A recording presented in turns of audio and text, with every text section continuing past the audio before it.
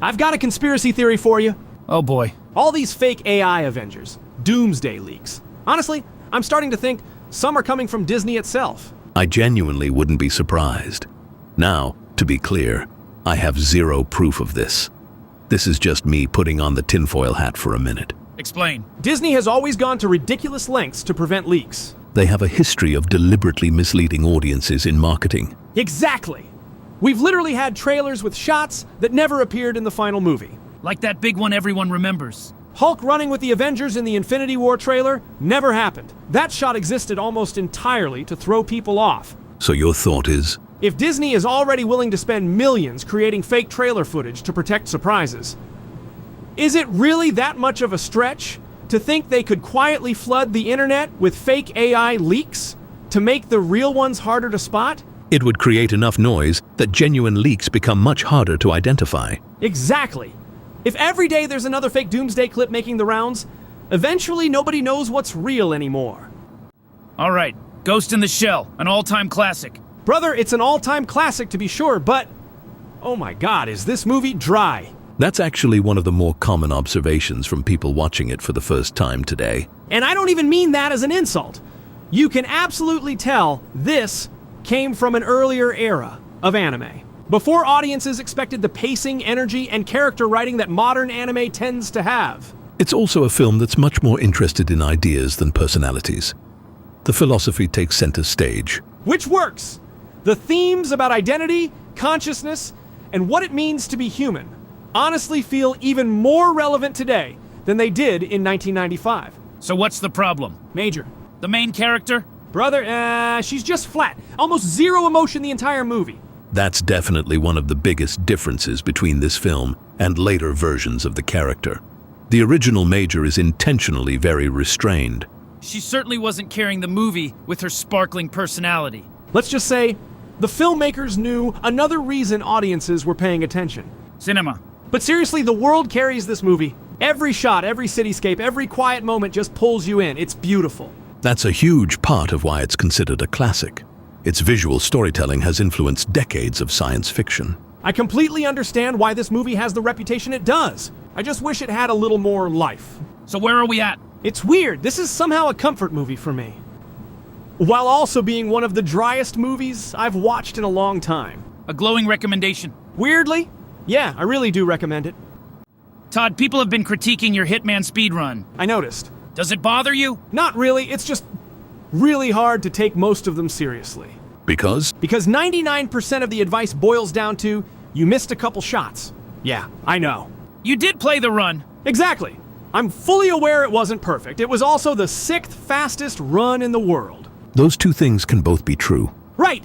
That's what people seem to miss. I'm not claiming it's flawless. I'm claiming it's really, really fast. So what kind of criticism do you actually value? If you're one of the 5 people in the world who has a faster time than me, I am all ears. Otherwise, prove you can do better before you speak. At this point, you've proven that you're better than the majority of players, even if you missed a few shots. Exactly. But if your time is slower, then maybe don't open with, here's everything you did wrong. Fact is, everybody's a speedrunner in the comments, but very few people are actually putting out top 10 times. So the challenge is simple. Beat me before you talk like you're better. Otherwise, you can join the graveyard of deleted comments. Todd, I don't think I've ever seen you this excited over a Sword Art Online announcement. Because this is what I've been asking for. Well, go on, explain. Seiyo Sugary Days manga was just announced. It's Kirito and Asuna's wedding and honeymoon arc. You're a little excited. A little? This is the most interested I've been in SAO in years. More than the last couple seasons? Absolutely. Look, I enjoyed them because I'm an SAO fan. I'll happily eat SAO slop. I know what I am. Self-awareness. Church, but this is the stuff I've actually wanted. Just give me Kirito and Asuna being together. Let the couple that carried this franchise be a couple. The quieter character moments have always been one of the series' strengths. Thank you. People always think SAO is at its best when somebody's fighting a god. I think it's at its best when Kirito and Asuna are just existing together. So what are you hoping for? Honestly, give me a 2-hour movie, preferably set it in the progressive timeline. Let me spend 2 hours watching these idiots be newlyweds. I'd be so unbelievably okay with that. You know, people are gonna call that boring. Sometimes boring is exactly what a series needs after years of constantly trying to raise the stakes. And after everything these two have been through, I think they've earned a honeymoon. Frankly, so have we. All right, Evil Dead 2013. This one's got a reputation. And honestly, I get why, but I also have a soft spot for it. Right away, I love the inverted driving shot in the opening. It mirrors the first movie in reverse and immediately tells you this is going to be its own thing. The cabin also looks the best it's ever looked. The movie is filled with little visual callbacks like that. It's clearly paying respect to the original without simply remaking it, and that's one of the reasons it's generally so well received by horror fans. Mia sitting on that rusted out version of Ash's car is probably my favorite piece of foreshadowing in the whole movie. Looking back after the ending, it's such a clever visual. I also love that David doesn't believe in any of this supernatural stuff, but still buys Mia a mystical necklace because he knows she believes. That's just a really nice bit of characterization. It's the little details that make this one stand out. The drug withdrawal angle completely works for me too. Having everyone assume Mia's symptoms are withdrawal instead of possession is believable. And honestly, becoming a Deadite is a pretty effective metaphor for addiction. It gives the horror a grounded excuse to escalate naturally. That's one of the biggest reasons this remake connected with so many people. It isn't just retelling the original.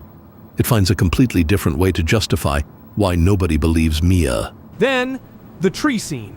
Again, why is that somehow an Evil Dead tradition at this point? Every single time it shows up, I just find myself asking, really? We're doing this again? Some traditions deserve to stay in the woods. After that, though, the movie starts firing on all cylinders for me. I love all the little echoes of the original.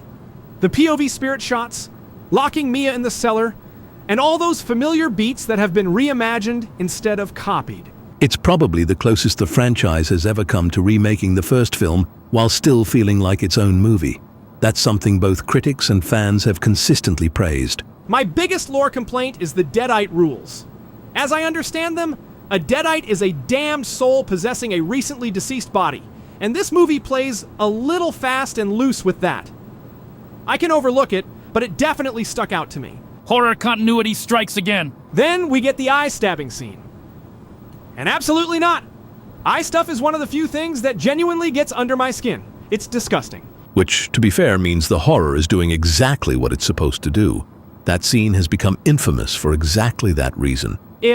On the flip side, Natalie cutting off her own arm was awesome. And Deadite Mia says some of the most genuinely messed up things we've heard from a Deadite in this entire franchise. I do wish these movies leaned harder into Deadites weaponizing memories and personal relationships, though. That's always creepier to me than just screaming insults. So, then we get the finale. Brother, the car battery defibrillator might be the dumbest thing in this franchise. After David dies, I honestly think Mia should have just gone home. Story over.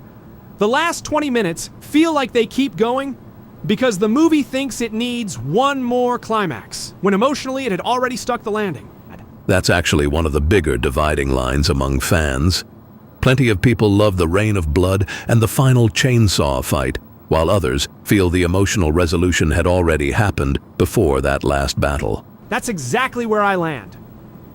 I think Evil Dead 2013 is an excellent remake with fantastic atmosphere, some incredible visual ideas, and one of the best versions of the cabin we've ever gotten. It just overstays its welcome by about 20 minutes. All right, let's address the elephant in the room. Does Evil Dead actually have multiple timelines? You'd think so. Evil Dead 2 doesn't quite line up with Evil Dead 1. Army of Darkness doesn't perfectly line up with Ash versus Evil Dead. Evil Dead 2013 feels disconnected. Evil Dead Rise introduces a whole new cast. On paper, it looks like a multiverse. That's certainly how a lot of people talk about the franchise. But you don't buy it? Honestly, no. Let's start with the obvious one. Evil Dead 2, retcons. The opening of Evil Dead 1 because of rights issues. We know that. But if you stop the first movie a few minutes before the ending and start Evil Dead 2 after its recap, it honestly works surprisingly well as one continuous story.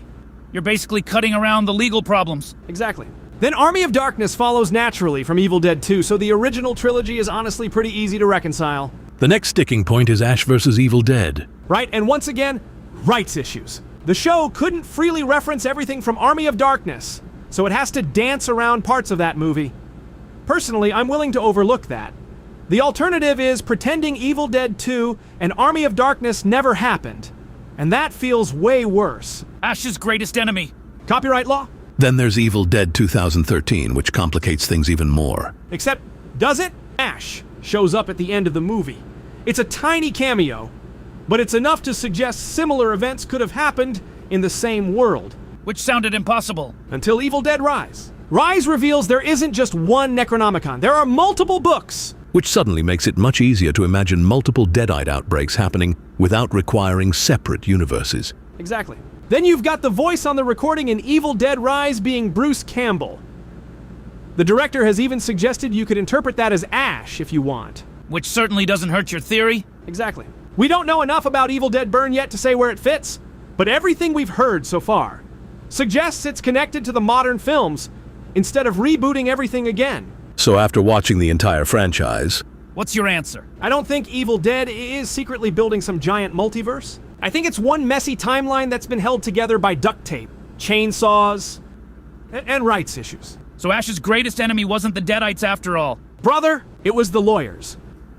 Deep Humor put out another video complaining that YouTube is running more ads. Which is a really weird complaint coming from a YouTuber, because creators generally earn most of their income from ad revenue on monetized videos.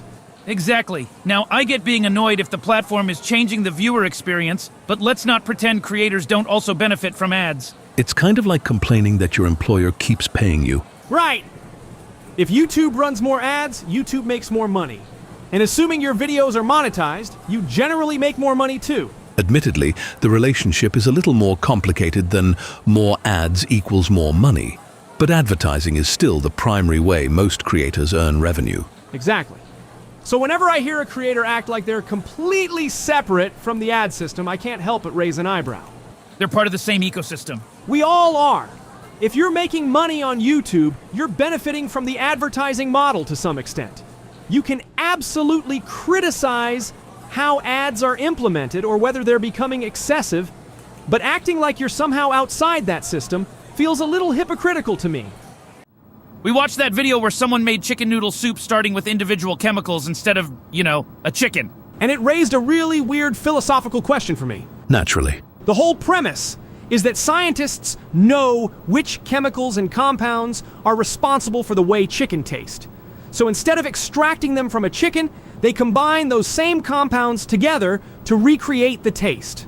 Which sounds like food alchemy. Right, but here's where my brain went. If you're using the exact same chemicals that nature uses to make chicken taste like chicken, is it actually different from chicken? Chemically, two substances with the same molecular composition are the same molecules regardless of where they came from. Exactly. That's what's so fascinating about it. We tend to think natural and synthetic are fundamentally different. But if the end product is chemically identical, what exactly is the difference? The origin? Maybe. But does the origin matter if the result is the same? That's where my brain starts hurting. It's similar to the ship of Theseus. That's exactly what it reminded me of. At what point does something stop being the thing it's imitating? If every flavor molecule is identical to the ones in a real chicken, philosophically, is it imitation chicken? Or is it just chicken flavor that happened to be assembled instead of grown? You're telling me the chicken flavor is having an identity crisis. Pretty much.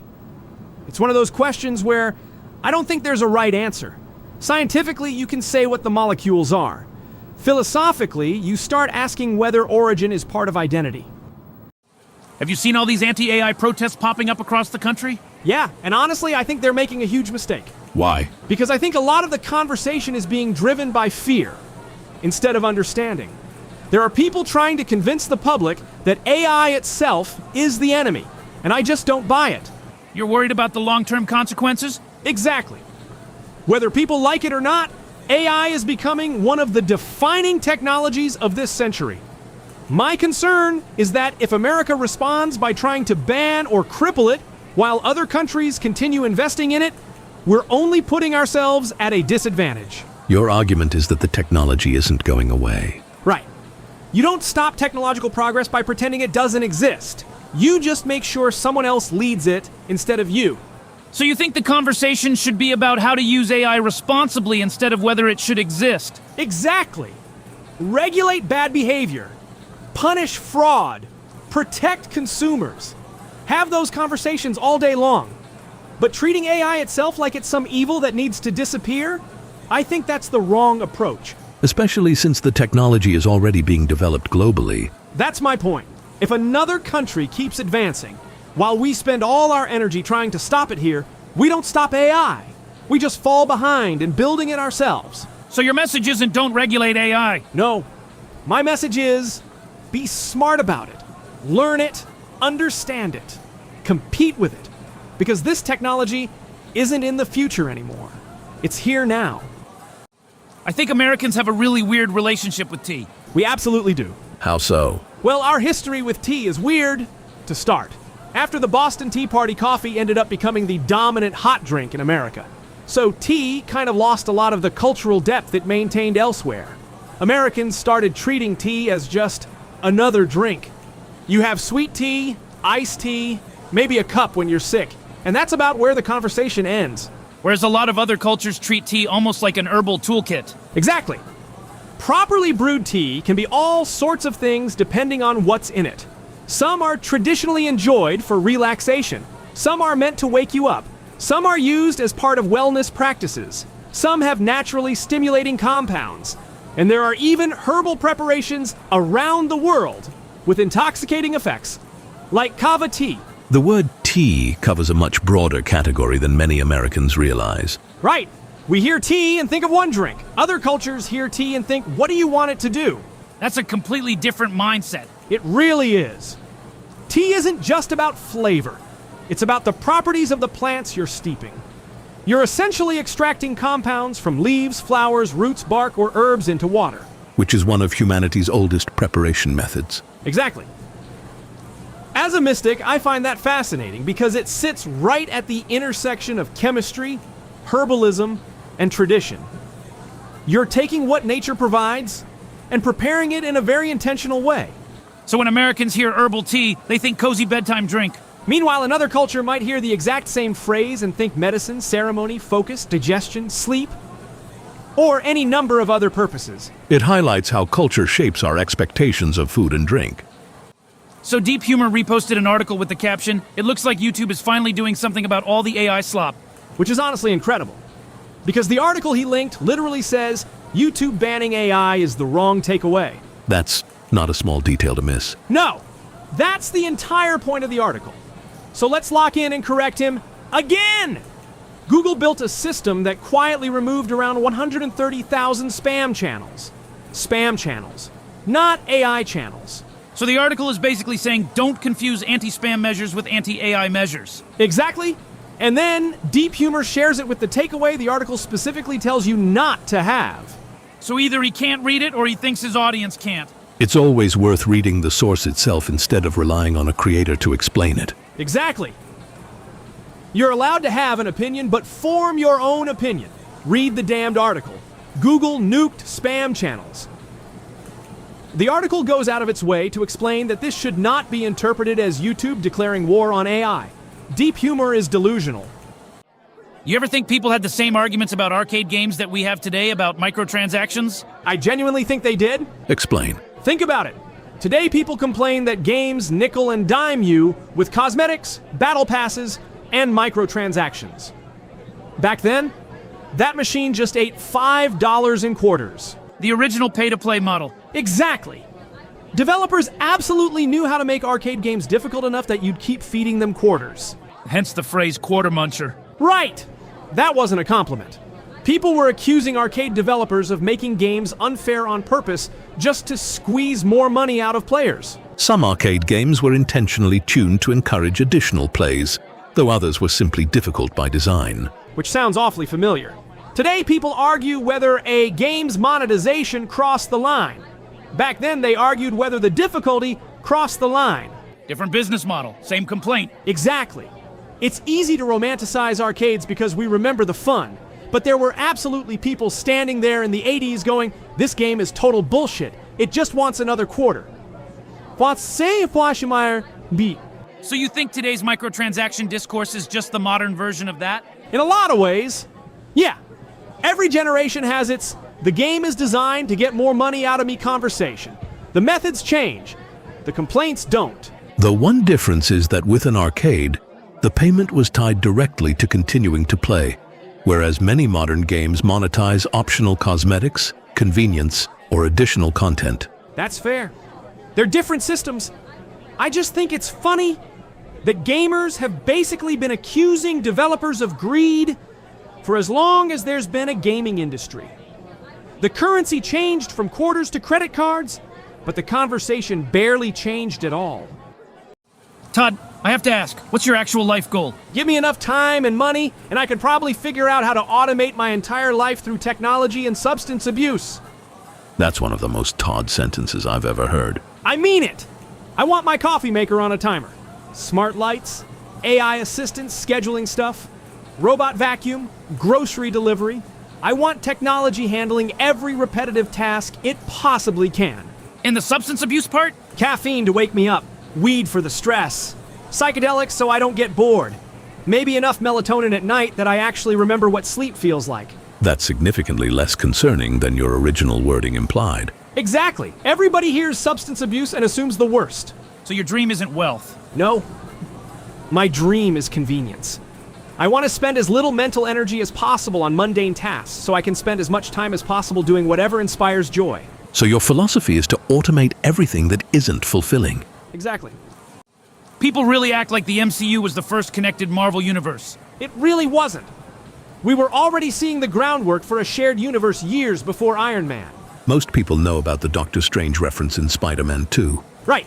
J. Jonah Jameson literally suggests Doctor Strange as a name, before saying it's already taken. So Strange existed in the Raimi universe. But it goes way deeper than that. Way deeper. The Spider-Man novelizations introduced Bruce Banner and Reed Richards. Then the Spider-Man 2 novel has Hank Pym as the scientist questioning Otto about whether his tentacles are actually safe to use. It also includes Namor. Exactly. The movies only scratch the surface. The tie-in novels were sneaking Marvel characters in all over the place. Then you've got the Punisher. Yep. Thomas Jane's Punisher is widely accepted to have a cameo in Spider-Man 2. During the scene where MJ is running through New York, Frank Castle is standing right there. Meanwhile, Fox was doing something similar. Exactly. The original X-Men films reference Franklin Richards in a government database, implying the Fantastic Four exist. Then, in Fantastic Four, Reed Richards literally stretches his face into Wolverine. Those movies absolutely played with the idea that they shared a universe. And then came Iron Man. Here's my favorite one. Nick Fury's original post-credit scene was actually longer. He says, as if gamma accidents, radioactive bug bites, and assorted mutants weren't enough. Direct references to Hulk, Spider-Man, and the X-Men. Exactly.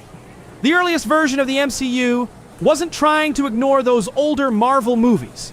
It was acknowledging them. That line was ultimately cut, but it shows what Marvel was thinking at the time.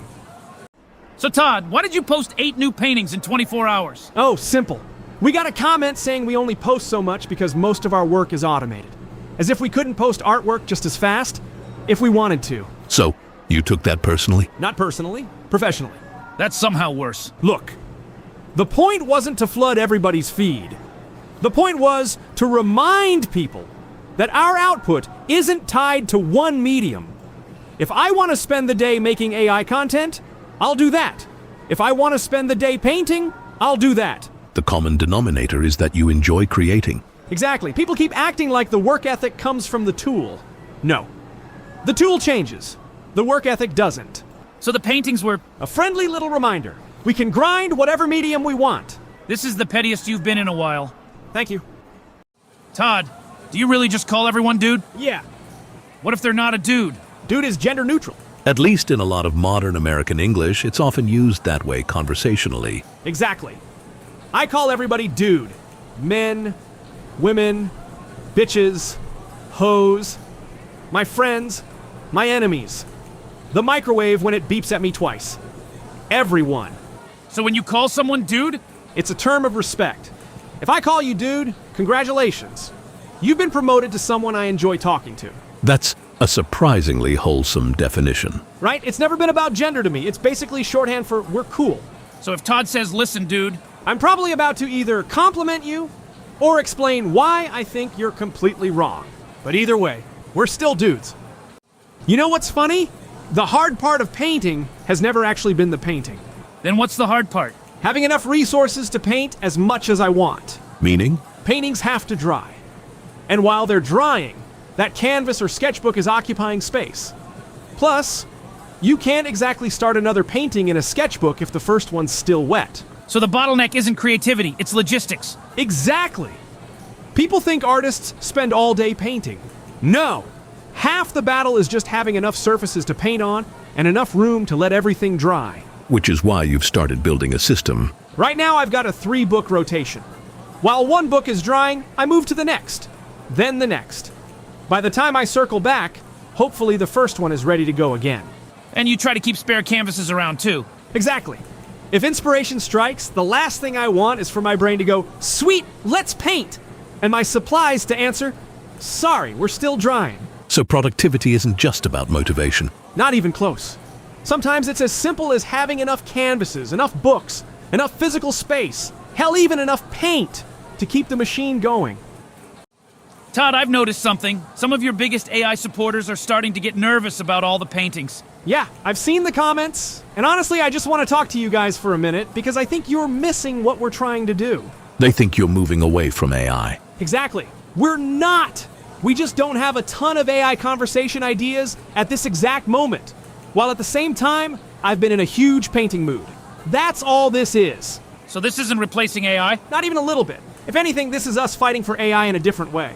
Explain that. One of the biggest things people say about AI creators is that we aren't real artists. That we only use AI because we can't create anything ourselves. Which you've heard a lot. Constantly. So instead of arguing with them for the 10,000th time, I figured I'd just prove them wrong.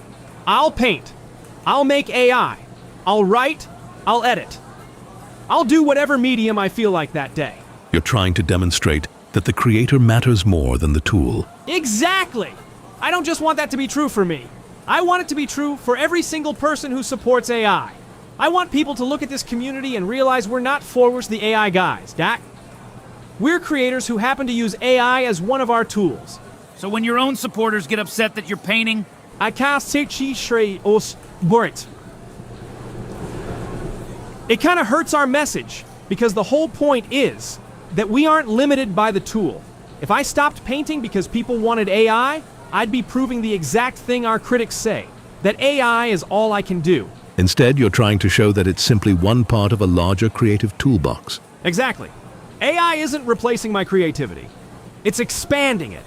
Painting isn't replacing AI either. They're both expressions of the same thing. so what's your message to the people who are worried? Stick with us. The AI conversations aren't going anywhere. But this mission has always been bigger than one medium. I want to prove that you can support AI and still proudly call yourself an artist. Not just for me, for every single one of us. Every one of you that rallies behind this channel helps prove that creators who embrace AI aren't defined by AI. We're defined by what we create. And I think that's a future worth fighting for. So, anything from Comic-Con catch your eye this weekend? Oh, absolutely. But we're not really looking to go super deep on most of it. Why not? Because we're one drop in the bucket. Every creator on YouTube is making Comic-Con videos right now, and honestly, you guys deserve better than hearing the exact same takes from everybody. Fair enough. So, rapid fire? The movie announcements were awesome. They absolutely killed Comic-Con this year. Ghost Rider's a huge announcement, but I'm not gonna lie. I hate that it's Johnny Blaze. That's gonna make some people mad. Nothing against Johnny, he's iconic. I just really wanted Robbie Reyes. I think Robbie deserves his time to shine. What about the comics? DC bringing back Static Shock, Doom Patrol, and Jonah Hex is exactly the kind of stuff we used to dream about. Especially Jonah Hex. We love Jonah Hex. Biggest announcement for you? Honestly, Avatar, Seven Haven's getting a release date. We've been following the leaks, so nothing they showed surprised us, but it's still really nice to finally see it become official. Speaking of seeing things, Yes, we saw the leaked Avengers Doomsday Comic-Con trailer before it got nuked. We've actually got a whole video planned on that, so I'll save my thoughts. any glaring omissions that upset you? Yeah! There were reports that Comic-Con was going to announce a full Ben 10 universe relaunch.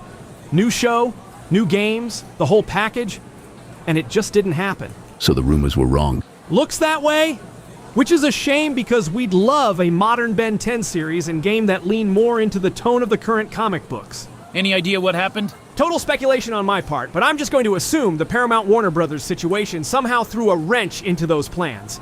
Because, man, Ben 10 deserves another shot. And one day, I really hope he gets it. So, you mentioned you actually got to see the leaked Avengers Doomsday Comic-Con trailer before it disappeared. We did. Now, the cell phone footage was pretty blurry, so visually there isn't a ton I feel confident talking about. We mostly have the audio to go off of. That said, there were a couple shots that came through surprisingly well. Such as? Reed and Doom, mostly. Honestly, I think the trailer all but confirms Doom is from the Fantastic Four's universe. Sue talks about having history with him, and everything about the dialogue makes it sound like Reed trusted Victor at one point. This doesn't feel like they're meeting Doom for the first time. It feels like they're watching someone they cared about become something else. There's also that shot of Reed screaming at him. Right, Reed is screaming, "How could you do this?" Now, that could literally be about anything. But my mind immediately went to Franklin. Interesting. Think about it. Fantastic Four spent a lot of time making us think Doom would eventually come for Franklin.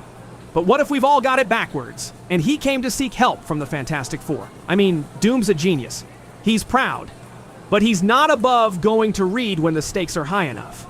If Doom is the first person to realize the incursions are happening, Reed is probably one of the only people smart enough to help him.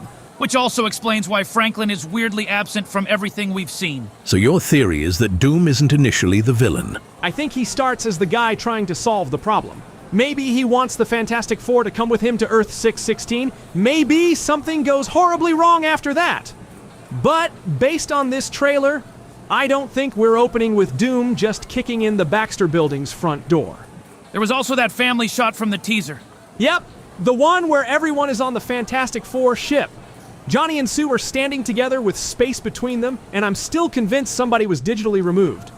If someone got taken out of that shot, I think it being Doom, honestly, makes a lot of sense. Hey Todd, we forgot to censor the word Nazi in the last video. We didn't forget. You left it in intentionally? Yeah, because I honestly hate how many creators dance around historical topics out of fear they'll lose a little ad revenue. So you're making a point. Exactly. Look, censorship is complicated. There are things that absolutely should be censored. If you've got a platform full of kids, maybe don't leave overtly sexual content lying around. That's just common sense. Looking at a certain someone, Oh, you know exactly who. So does the audience. But history is different. Right. If we're talking about Nazis, World War II, slavery, genocide, or any other part of history, we should be able to use the actual words. We shouldn't have to invent goofy code words because everyone's terrified of losing $10. plenty of creators would argue they're just playing the game. And that's their choice. My choice is to be the change I want to see. I think it's ridiculous that creators have to self-censor historical discussions, so I'm not going to willingly do it myself. So for you, it's a matter of principle? Exactly. If I'm going to complain about a system, I'd better be willing to stand by that complaint when it costs me something. Even if that something is ad revenue. Especially if it's ad revenue, because if your convictions disappear the second there's $10 on the line, then I gotta ask, what do you really believe? That's a harsh way of putting it. Maybe, but you know what I call self-censoring to make a quick buck? Weak constitution. I saw an article that said Avatar fans rushed to defend bisexual icon Korra following the release of the Seven Havens trailer. Oh, you mean the same Avatar fans who spent the last decade absolutely dunking on Korra? That's a bit of an overstatement. Is it? Because I distinctly remember people calling her a weak Avatar, a failure, saying she ruined the franchise. Hell, people were straight up slut-shaming her because she had multiple relationships over the course of the show. The internet wasn't exactly kind to Korra. Not even a little bit. For years, it felt like hating. The legend of Korra was the default opinion online. So seeing the narrative shift feels strange. Exactly. And don't get me wrong, I'm glad people are defending Korra now. I love Korra. What I'm questioning is where all these people were 10 years ago.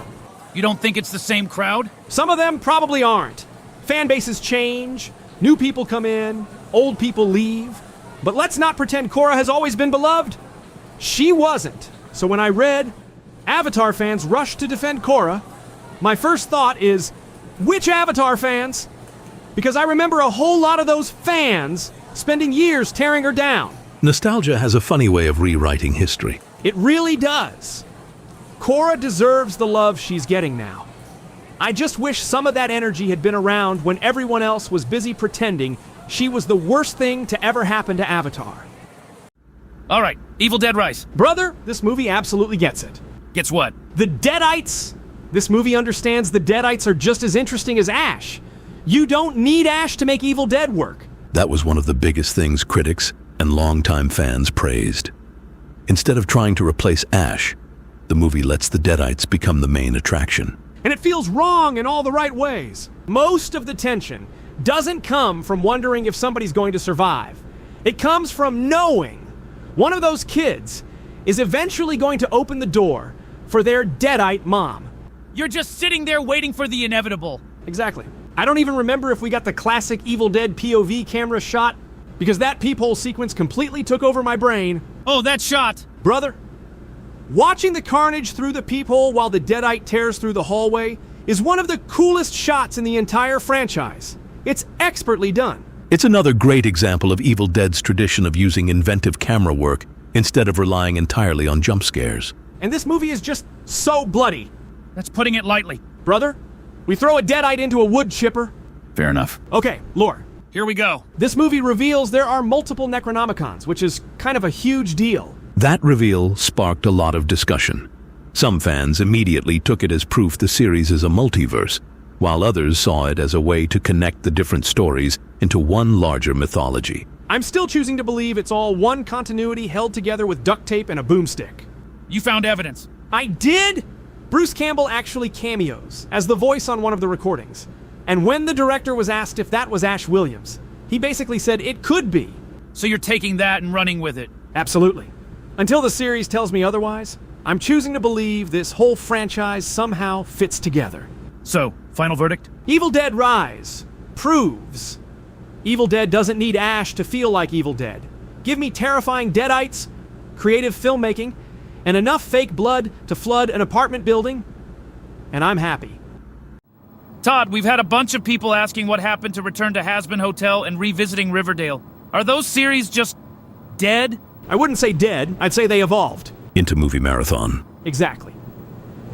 We started those Google Notebook discussion reviews really early in the channel's life.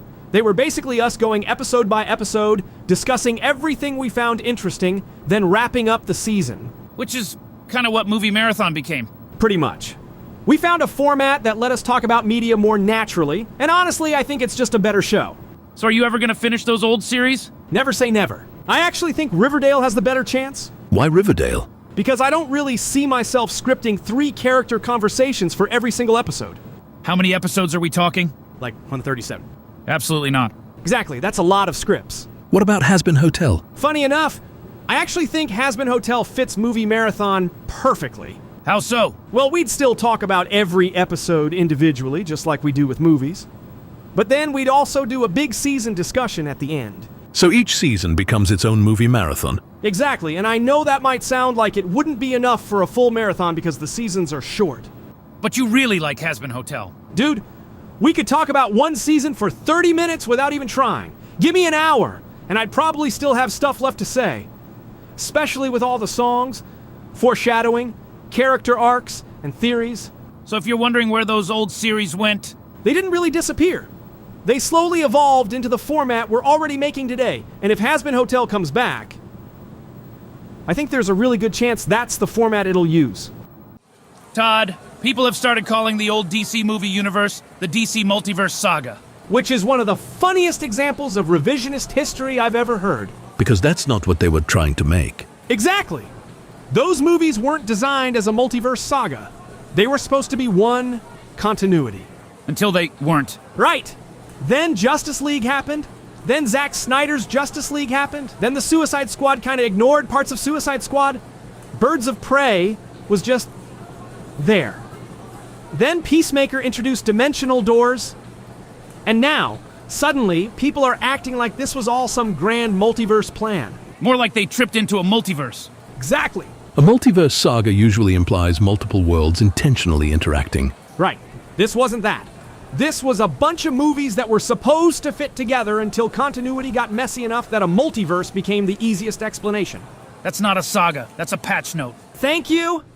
Calling it the DC Multiverse Saga is like saying your house was always designed to have 3 front doors because you accidentally knocked holes in the walls. To be fair, Marvel's multiverse hasn't exactly lived up to expectations either. Oh, not even close. I've got plenty of criticisms of the MCU, too. The big multiverse ending event, Doomsday, is looking like it's basically 3 universes smashing together. That's honestly pretty underwhelming for something called a multiverse saga. But at least Marvel was trying to tell a multiverse story. Exactly. You can argue they didn't stick the landing. That's completely fair. But they actually set out to make a multiverse saga. DC didn't. They set out to make a shared universe. And after enough continuity problems, everybody collectively went, actually, it was a multiverse the whole time. You mentioned the Marvel multiverse saga being disappointing. You want to elaborate? Yeah, actually, I'd love to. My biggest issue isn't what they did, it's what they didn't do. Meaning? If you're making a multiverse saga, make a multiverse saga. There should have been way more movies and shows set in completely different universes that actually mattered to Doomsday. Instead, we mostly stayed on Earth 616. There's no reason they couldn't have done something like, hey, this movie is Universe 847. Then the next one is another universe entirely. Half the fun of the saga could have been the audience trying to figure out which projects belong to which realities. Instead, we got exactly one major film that's clearly set in another universe, Fantastic Four. And then we're bringing back the Fox X-Men universe from decades ago. Exactly! Don't get me wrong, I'm excited. But nostalgia is doing a lot of the heavy lifting. So what would have been a better approach? Do little things differently. Like making Thunderbolts another universe where they had always been Earth's mightiest heroes. Or letting the audiences slowly realize they're not watching 616 during whatever project. It would have made the crossover feel much larger. Exactly!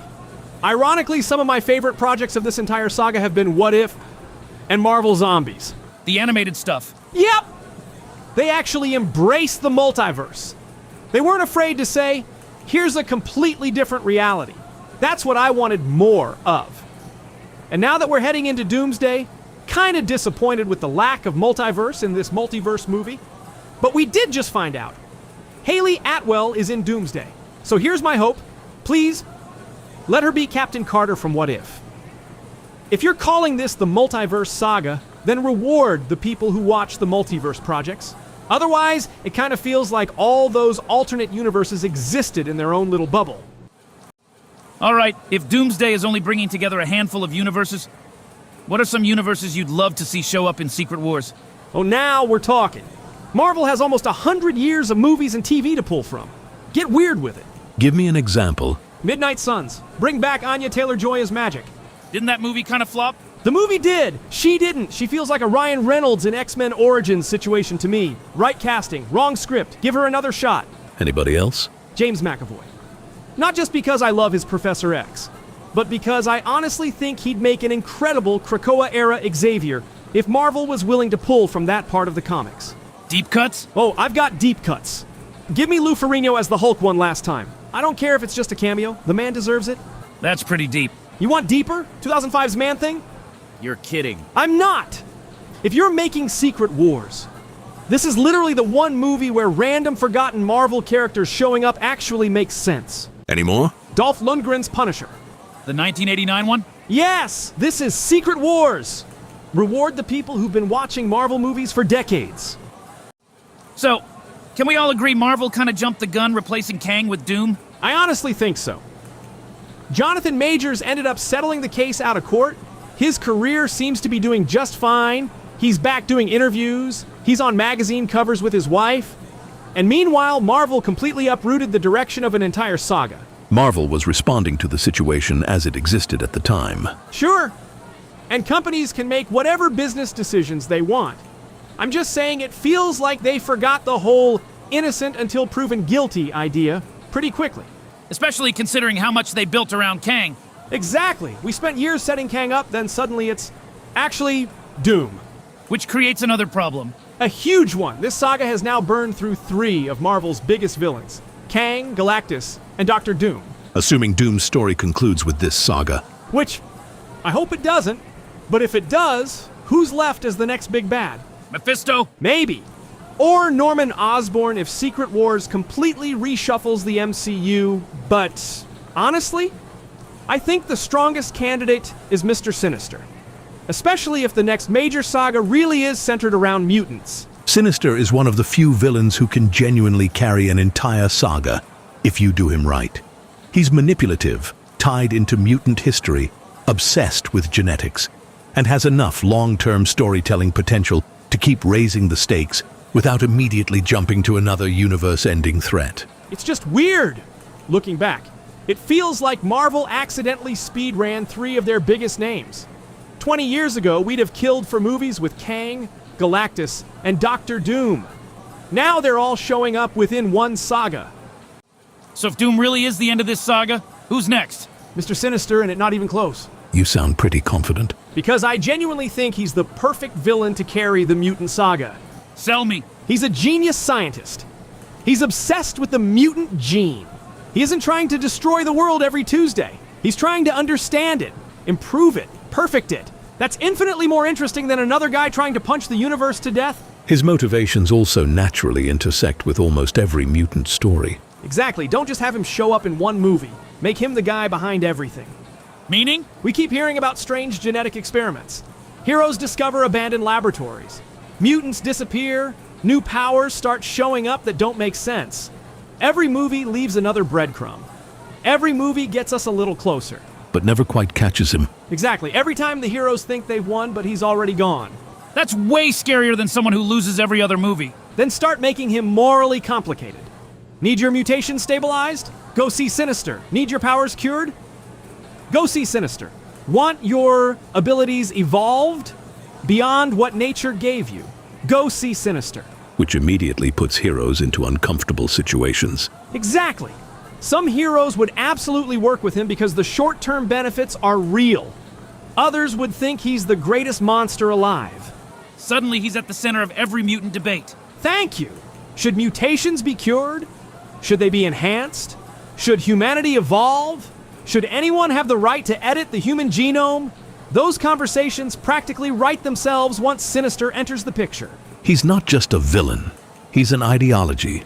Let him quietly manipulate an entire saga from the shadows until everybody finally realizes they've been playing his game the whole time. Todd, somebody commented on your Mr. Sinister video. Maybe if you read comics, you'll understand what's happening. Right, because the MCU has been so comic accurate lately. That is certainly a claim. Yeah, I must have missed the one-to-one adaptation where every Marvel movie perfectly followed the source material. That's my favorite part. Dude, the MCU changes stuff constantly.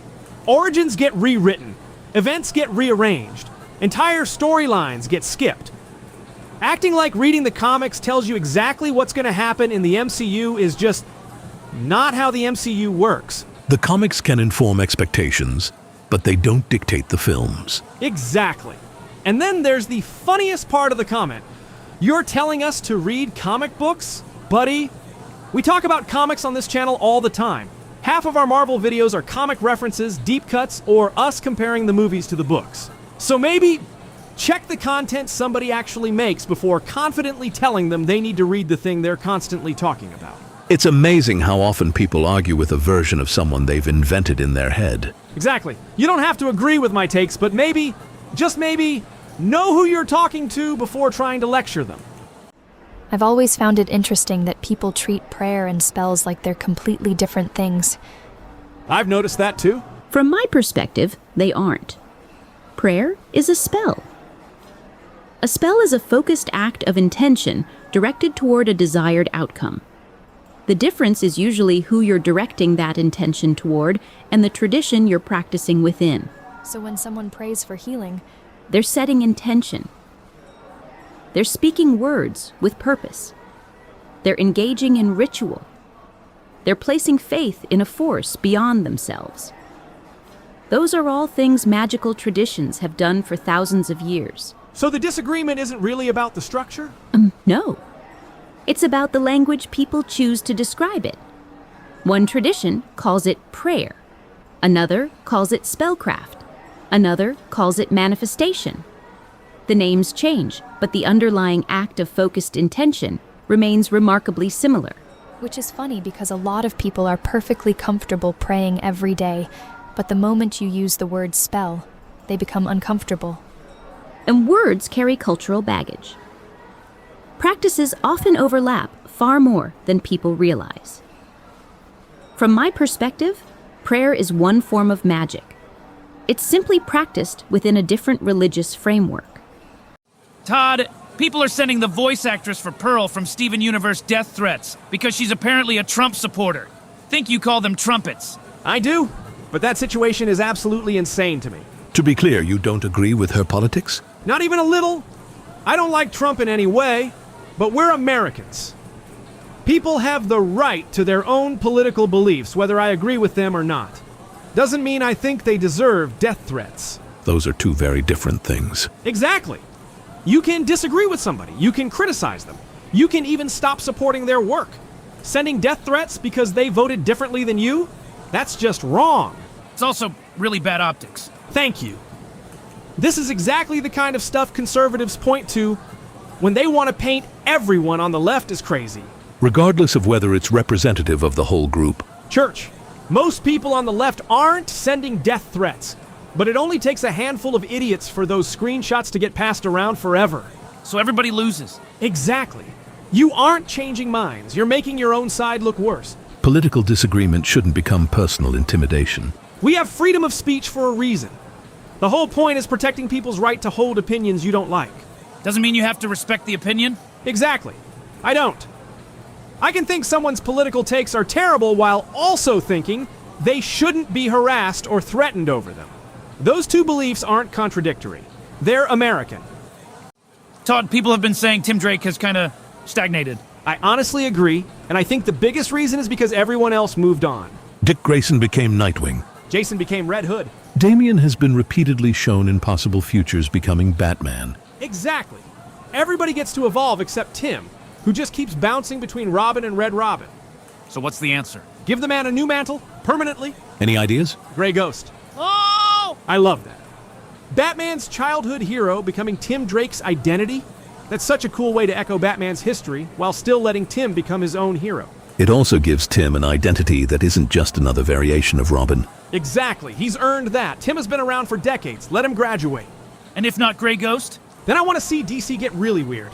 Uh-oh. Make him the Joker from Batman Beyond. That's certainly a choice. Hear me out! We've already seen that future version.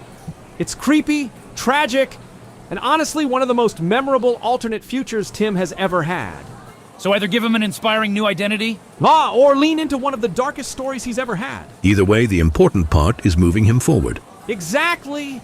My biggest problem isn't whether he's Robin or Red Robin. It's that it feels like DC doesn't know what to do with him. Give him a future.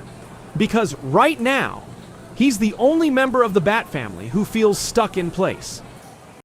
I feel like when people talk about slavery and racism in America, it sometimes gets reduced to this very simplified version. Yeah.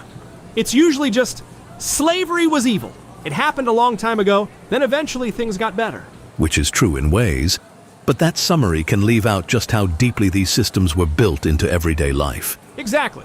And honestly, some of the details are the parts that really make you understand how horrific it was. Like what? One thing I don't think people always realize is when we say enslaved people were treated as property.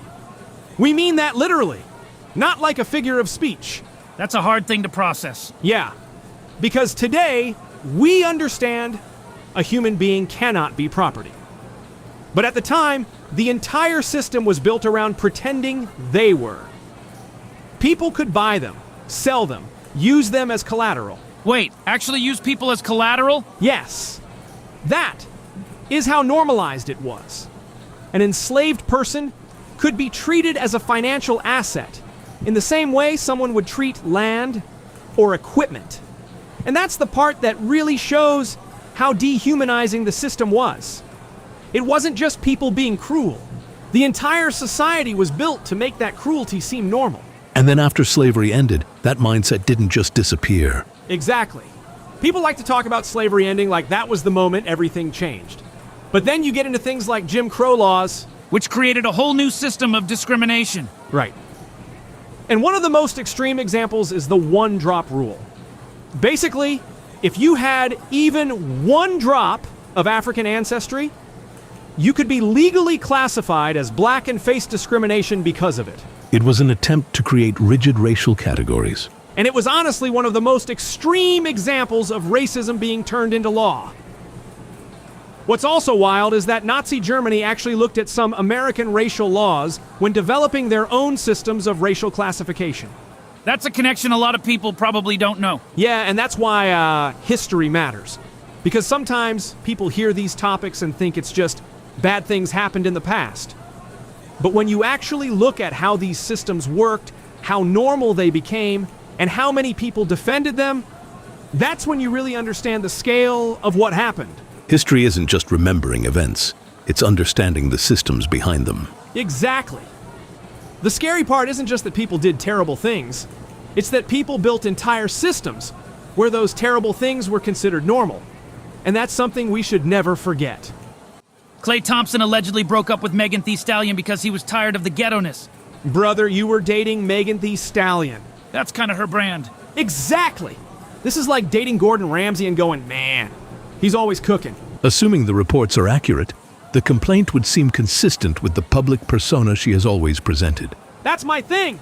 She didn't wake up one day and suddenly become Megan Thee Stallion. She was Megan Thee Stallion before you started dating her. It's not like she tricked you. Right? You didn't order vanilla ice cream and accidentally get Rocky Road. You ordered Rocky Road. Nah, man, this ice cream has a lot going on. You picked it. People generally don't hide the core aspects of their personality, especially when they're internationally famous for them. Exactly. If that's not the kind of personality you want to date, that's completely fair. But acting surprised by it? Brother, the warning label was the entire marketing campaign.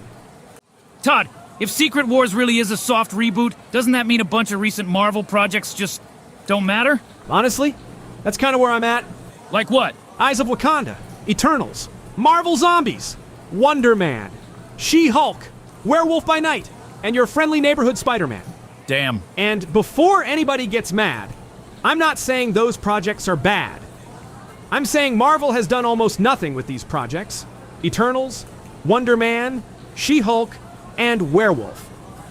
By Night all could have and should have been treated more like standard Marvel characters with cameos in other movies to help make them feel like they actually exist in universe. The animated stuff, like Eyes of Wakanda and Your Friendly Neighborhood Spider-Man though, I've said it before, but excluding all of their animated projects from the big ending of their multiverse saga is a huge misstep. A connected universe benefits when audiences can see how individual stories contribute to a larger narrative. Exactly! The Infinity Saga had direction. Even if every movie wasn't amazing, you knew it was all leading somewhere, whereas now, it feels like everybody's just doing their own thing. So if Secret Wars resets everything, then what was the point? Unless those stories become relevant later, many of them risk feeling isolated from the larger MCU. Exactly. Eternals introduced a giant celestial sticking out of the earth. We're still waiting for any real follow-up to that. She-Hulk ended with whatever that finale was, but she's still a great character that we're waiting to see again. Werewolf by Night introduced an entirely different corner of the universe and was the first project to feel like it understood the darker magic side of the MCU outside of Wanda. Guess what? We're still waiting to see anything from that special again. It feels like Marvel keeps introducing ideas and then immediately moving on to the next one. Todd, you've been talking about Black Griffon a lot lately. Dude, I have things to say. First off, if you don't know, Black Griffin was the original singing voice for Alistair back in the Has-Been Hotel pilot. But this isn't actually about the pilot, is it? No! It's about his own little alternate universe he's built around Alistair. If you haven't listened to them, Go check out Insane, Upside Down, Daisies, and now Bad News with Stellar. I genuinely love this little fan universe. They tell a surprisingly cohesive story considering they're essentially fan works. Exactly. They're not just random songs anymore.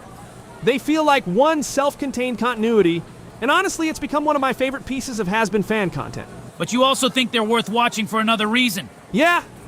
Hints. Now, before anybody gets mad, this is just my personal opinion. But Vivzy Pop has openly talked about telling certain people way more about the story before the series got picked up. And it's probably safe to assume the original cast would have known more than the average fan. That's my thinking, which makes little details in these songs really interesting. Such as? Daisies. That song showed what looked an awful lot like Alastair's Kill Cabin almost a year before Season 2 revealed it. That is weirdly specific. Right? That's not just some vague fan prediction. That's one of those details that stand out. It could be coincidence, it could be informed speculation, or it could be based on information he already knew. Exactly. I'm not sitting here saying, this proves everything. I'm just saying, if something that specific lines up, I'm paying attention. So what's your takeaway? Personally, I treat Black Griffin's has-been songs as secondary canon. Canon, until the official show contradicts them. Because whether they're based on old story notes, inside knowledge, or just some incredibly lucky guesses, they're honestly fascinating to go back and watch now. Everybody's favorite. It's time for another comment roast. Today's contestant said, worst AI voices I think I've come across in a short to date. Damn. Are people really so afraid to speak into a mic now? Oh, did you do your favorite thing? Oh, you know I checked the channel. As is tradition. 0 videos, 1 community post. So the guy accusing you of being afraid to speak into a microphone doesn't have any videos of himself speaking into a microphone? Precisely. That's a bold strategy. Especially because you can literally hear me speak into a mic every time I stream. So this mystery would have been solved with, what, 30 seconds of research? Pretty much. The criticism also assumes the use of AI voices means the creator is unwilling to record their own voice, which doesn't necessarily follow. Exactly. It's a creative choice, not a fear. But you said he had one post? Oh, this is the best part. His one post is one of those motivational quotes that says, if people are trying to bring you down, it only means you're above them. Well, I didn't write it, he did. By his own logic? I guess that tells us everything we need to know, huh? that's gotta stink. Look, man, it's okay to be upset that I'm better than you. Just don't accidentally roast yourself while you're trying to roast me next time. Todd, you finally saw Spider-Man Brand New Day. Oh, I have thoughts. Hit me! First of all, Peter is the villain of the Mutant Saga. That's a hell of an opening. Dude! He invents the universal inhibitor. You know that's going to become the technology behind the inhibitor collars. Assuming Marvel develops the technology in that direction, it would create an interesting through line between Spider-Man and mutant suppression. Exactly. And then you've got damage control scanning Peter. Yeah? They scan him and immediately identify everything about him. Powers, biology, the whole deal. That sure sounds like the first step towards Sentinel technology to me. It could easily become the basis for automated mutant detection if Marvel chooses to connect those ideas. Thank you. They're laying all this groundwork, and I don't think it's accidental. But that's not even your biggest takeaway. Nope. My biggest frustration is that we're still dancing around the word mutant. Here we go. Seriously? We've had Scarlet Witch. We have Ms. Marvel. Now we have Jean Grey. 3 characters traditionally associated with mutants, and Marvel still won't just say it. The terminology has been noticeably avoided. And that's driving me nuts. Because mutants are one of my favorite groups in all of fiction. Just let them be mutants already. I hope they're building toward an explanation. Oh, theory time. I think Wanda's death awakened the mutant gene. What? Run that by me again. Think about it. Wanda is arguably the most powerful reality warper we've seen in the MCU. Her last major act could have been one final subconscious reality warp. So instead of no more mutants? It's more like let there be mutants. An inversion of one of the most famous Scarlet Witch stories. Exactly. And there is at least a little bit of evidence. In the flashback with Sarah and Jean, we learned they were normal before their powers manifested. Now yes, that's generally how mutant powers work. But why now? What's different? That's the question. What changed in the MCU that would suddenly cause mutant genes to start awakening? Because I honestly can't think of anything more likely than the death of the most powerful reality warper in the universe. It's only a theory at this point. Absolutely. But if Marvel finally explains the rise of mutants by tying it to Wanda, honestly, I think that's a pretty clever way to finally bring the X-Men into the MCU. I think I found one of the most underrated Easter eggs in Spider-Man Brand New Day. Oh? Right after Frank Castle shows up, you can see graffiti of Eminem behind Spider-Man. Which on its own might seem like a random background detail. But it's not. Go on. Punisher and Eminem actually crossed over in a comic back in 2009. Wait, seriously? Yep, and I love that comic. Seriously, it's one of my personal favorites. The reference works on multiple levels. Casual viewers just see graffiti, while comic fans recognize it as a nod to a real Marvel crossover. That's exactly why I think it's one of the best MCU Easter eggs. Because it's rewarding people who know some really weird Marvel history. Exactly. It's not another look Howard the Duck moment. It's this super deep cut reference that probably flew over 99% of people's heads. Which honestly makes it even cooler. Those are my favorite kinds of Easter eggs. The ones that don't stop the movie, don't wink at the camera, and don't expect applause. They're just there if you know. And if you know, you know. Honestly, in my humble opinion, this is one of the best Easter eggs the MCU has ever done. Everybody loves to dunk on Suicide Squad. And I'm just gonna say it, Suicide Squad gave us one of the greatest movie soundtracks of all time. Oh, that's a take. Is it Sucker for Pain, Heathens, You Don't Own Me? Okay, that's a pretty stacked lineup. Pretty stacked? Those songs had the entire internet in a chokehold. Whatever someone's opinion of the film itself, the soundtrack was undeniably one of its defining features. Exactly. You can criticize the editing. You can criticize the plot. You can criticize Jared Leto's Joker. Personally, I actually like a lot of that movie. No shame. Bolt. But even if you hate the movie, you cannot sit there and tell me that soundtrack didn't produce absolute bangers. That's one of those albums where every other song makes you go, oh yeah, I forgot this came from Suicide Squad. Exactly. Honestly, if the movie had been half as consistently good as its soundtrack, we'd probably be talking about it as one of the best comic book movies ever made. Todd, where did that whole Suicide Squad soundtrack rant even come from? Funny story, actually. Our second channel, Alien Demon Music Subscribe, is technically our original YouTube account. Wait, seriously? Yep. We just converted it into our music channel years later.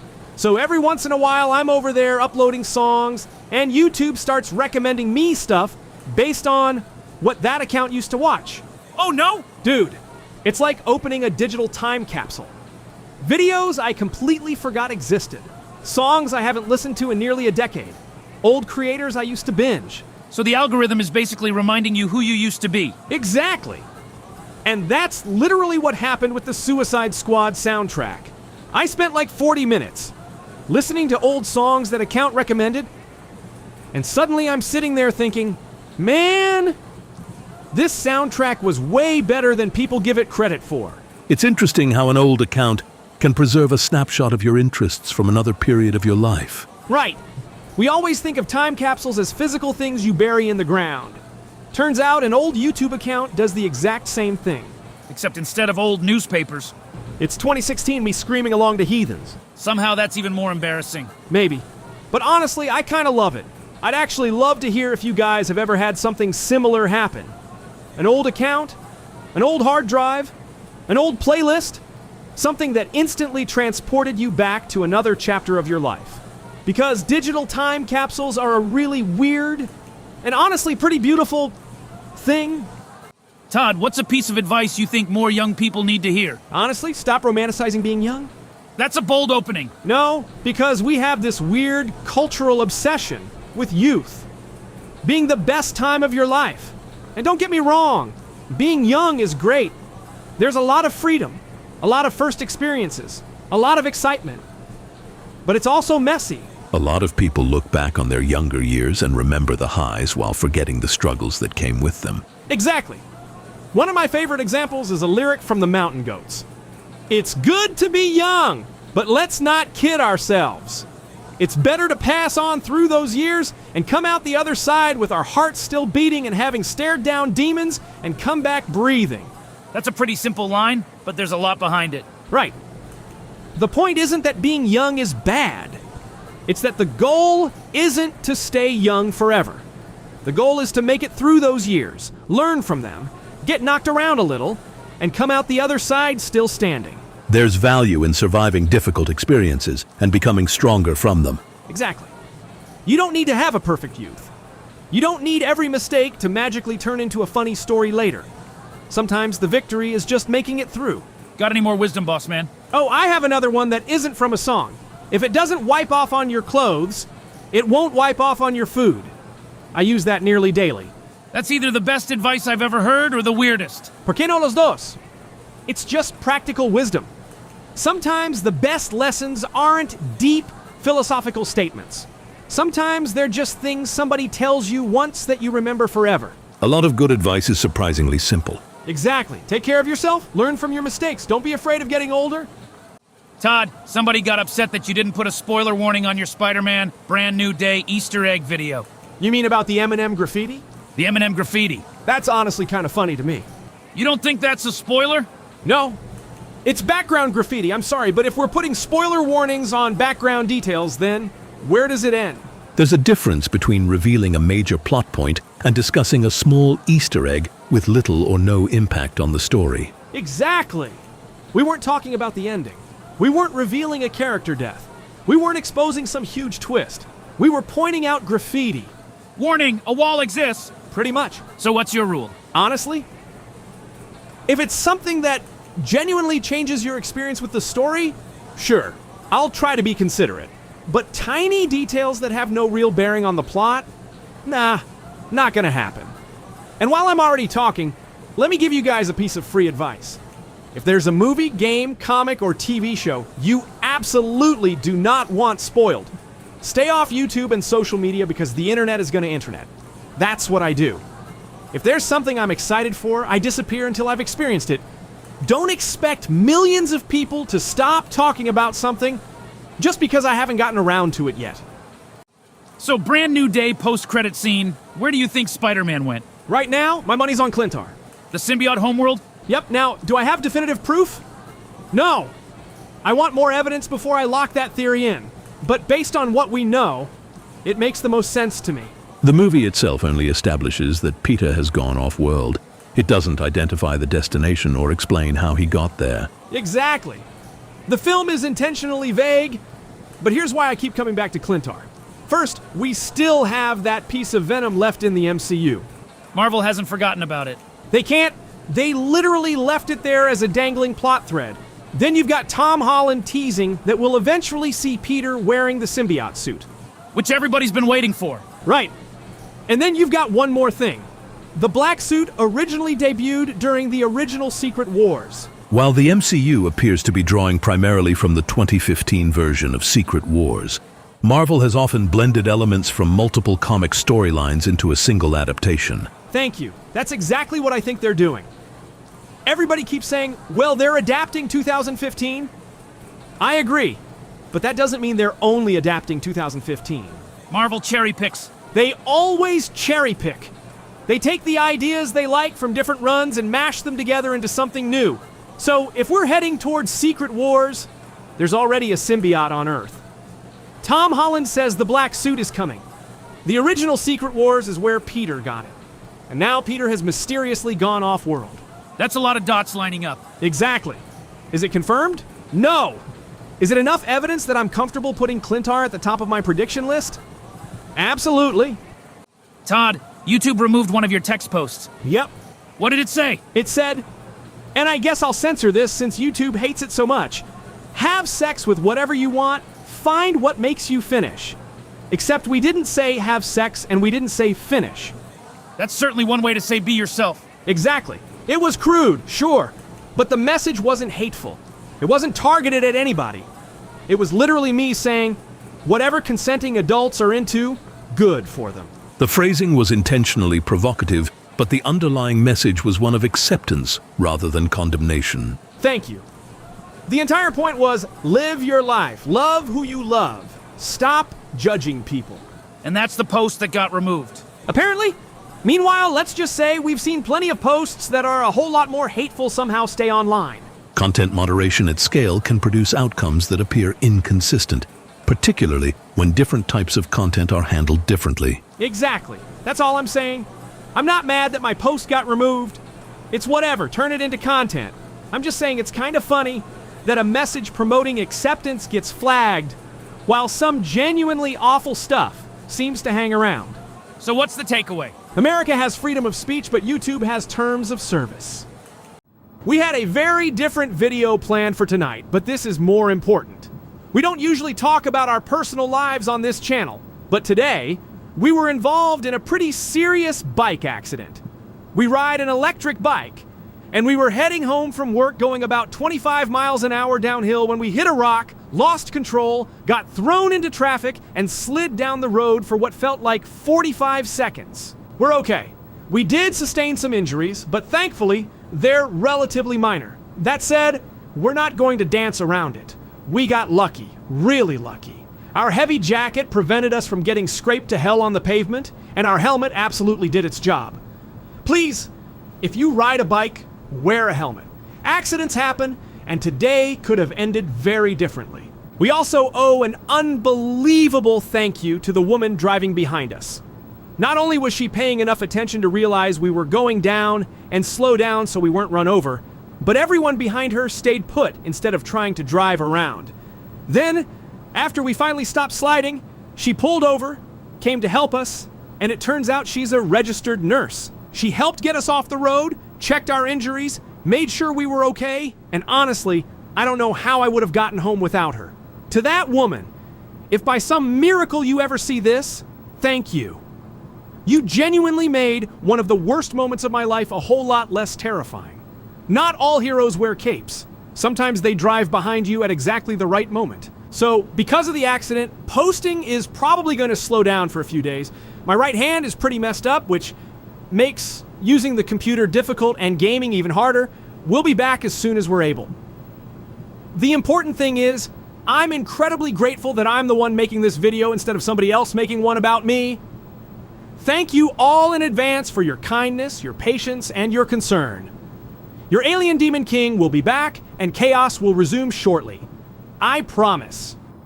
Todd, we've been getting a lot of questions about who won. Yeah, so I think it's time we just address it.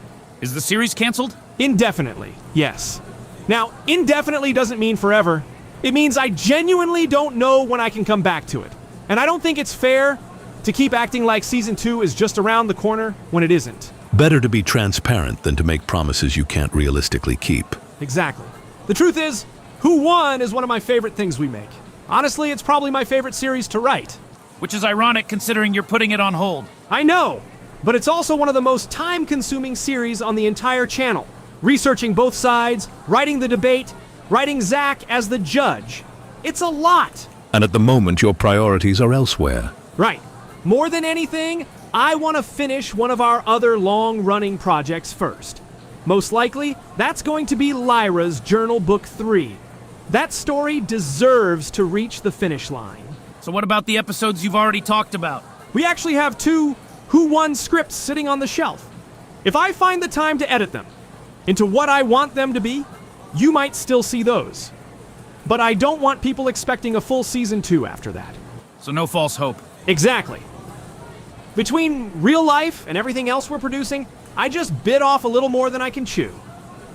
I'd rather tell you the truth than disappear for months, pretending everything's on schedule. So this isn't because you stopped enjoying the series. Quite the opposite. I love Who Won.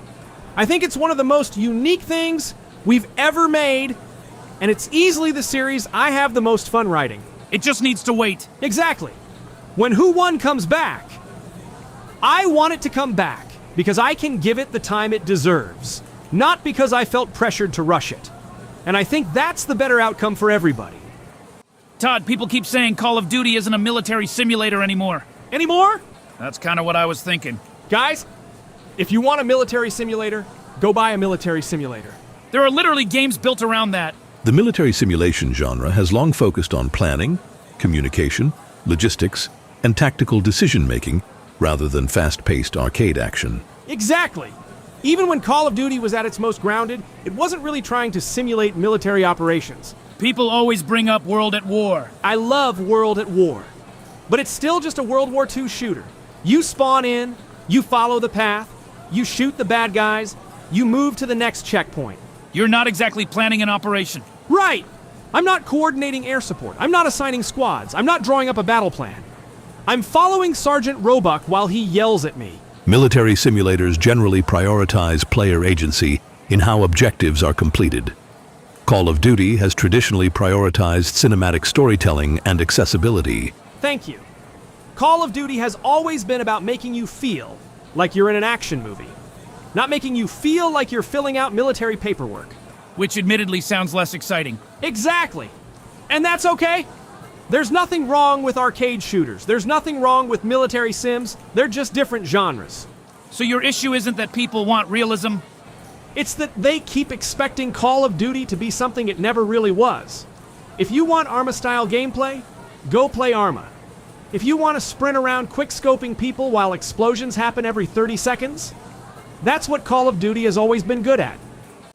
Todd, can I ask you something? Sure, Why are military drill instructors always such assholes? because, to a certain extent, that's part of the point. Seriously? Military training serves multiple purposes. It teaches skills, prepares recruits for stressful situations, and helps build unit cohesion. Exactly. One thing that doesn't get acknowledged enough is that when everybody is getting yelled at by the same people, they start bonding with each other. The enemy of my enemy is my friend? Pretty much. Every recruit has the same experience. Everybody's exhausted. Everybody's getting corrected. Everybody's getting pushed. And they all come out of it together. Shared hardship is a well-documented way groups can develop strong interpersonal bonds. Right! You stop thinking of yourself as an individual and start thinking, we're all in this together. Trauma bonding? Not exactly. More like adversity creating camaraderie. It's the same reason people who survive difficult experiences together often stay close for years afterward. The goal isn't simply to be unpleasant. Military training is intended to prepare recruits for demanding environments while encouraging teamwork and discipline.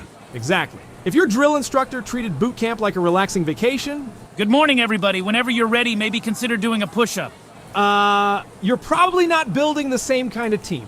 You're building a yoga class. Right! The hardship isn't just about making stronger soldiers individually. It's about creating a group that trusts each other because they all survived the same experience together. The shared challenge becomes part of the group's identity. Exactly. That's why military brotherhood is so strong. It isn't just that they served together. It's that they were forged together. Turns out, getting yelled at has team-building applications. Who knew?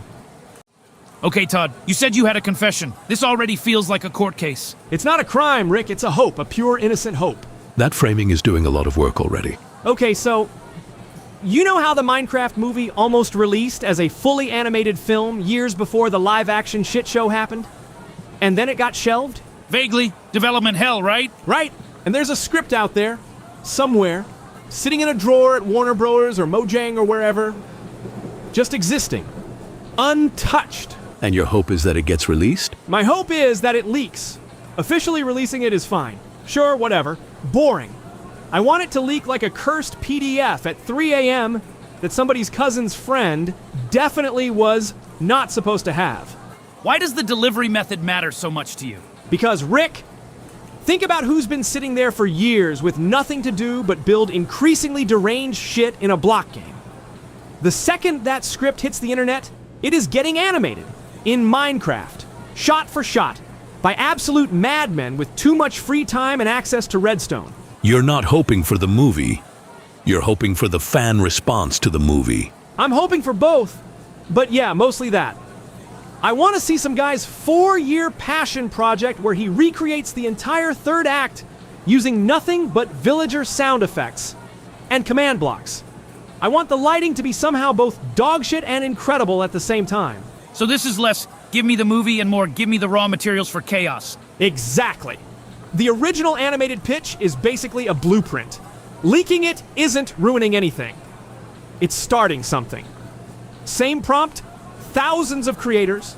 Watch them all lose their minds differently.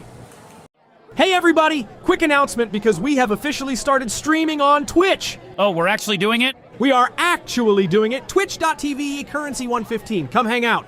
And before anybody worries, the VODs aren't going anywhere. Those will still be uploaded to the channel like normal. Exactly. The reason we're making the switch is honestly pretty simple. Twitch is just better for streaming. We're getting less lag, higher quality, and after the last week of trying to stream on YouTube, Oh boy. YouTube and PlayStation have apparently decided they fucking hate each other. which made streaming on YouTube difficult. So we're done fighting with it. We're going to Twitch for the live streams, and honestly, we're really excited about it. So, if you want to catch us live, come over to Twitch, hang out with us, and watch whatever the hell we're getting into that day. And if you can't make the stream, You'll still see the VOD on the channel. So nothing is changing there. We're just moving the live show somewhere that's actually working. Twitch.tv eCurrency115. Come hang out. The link is also in the channel description. We'll see you over there. Okay, unpopular opinion time. Most underrated joke in all of Has Been Hotel, no contest, easy from season 2. the love song, that's your pick over the actual bits? It is the bit, Rick. Easy is literally Charlie and Vaggie doing the devil's tango. Yeah, I caught that. It's a pretty solid euphemism, actually. See, this is why I bring stuff to you first. You're already 3 steps ahead of me. Somebody's got to keep up with you. Get a room, you two. Anyway, here's the actual thing. Instead of a fade to black, they gave it a whole song, and it slaps. Genuinely, one of the best numbers in the season. Church, that song's been stuck in my head for weeks. Church! See, Rick gets it. And the trick is, it only works because the song's good on its own first. If the tango thing didn't land as music, none of the joke lands either. The word choice is what sells it too, not just the melody. Tango isn't a random stand-in. It implies choreography, a lead, a follow, somebody in control. That's the part nobody talks about. It's not ha-ha horny. It's characterization. Vaggie's leading. She knows exactly how to get Charlie out of her own head. That's not a euphemism for horny. That's a euphemism for these two are rock solid. Devil's Tango. Hell, I'm seeing the layers now. It's doing 3 jobs at once and hiding 2 of them. Which, yeah, exactly. That's my whole point. It's not just a euphemism, it's Vaggie proving she knows how to steady her girl. Church. Did you just church your own point? Somebody had to. All right, Evil Dead Burn, the newest one. Did the franchise go out on a high note? Brother, I think this movie proves something. Evil Dead doesn't actually need Ash anymore. Think about it. We open immediately with the Necronomicon. They introduce this new secret society, the Circle of the Wise Man, and the movie never feels like it's apologizing for not having Ash around. That's been one of the biggest discussions around the newer films.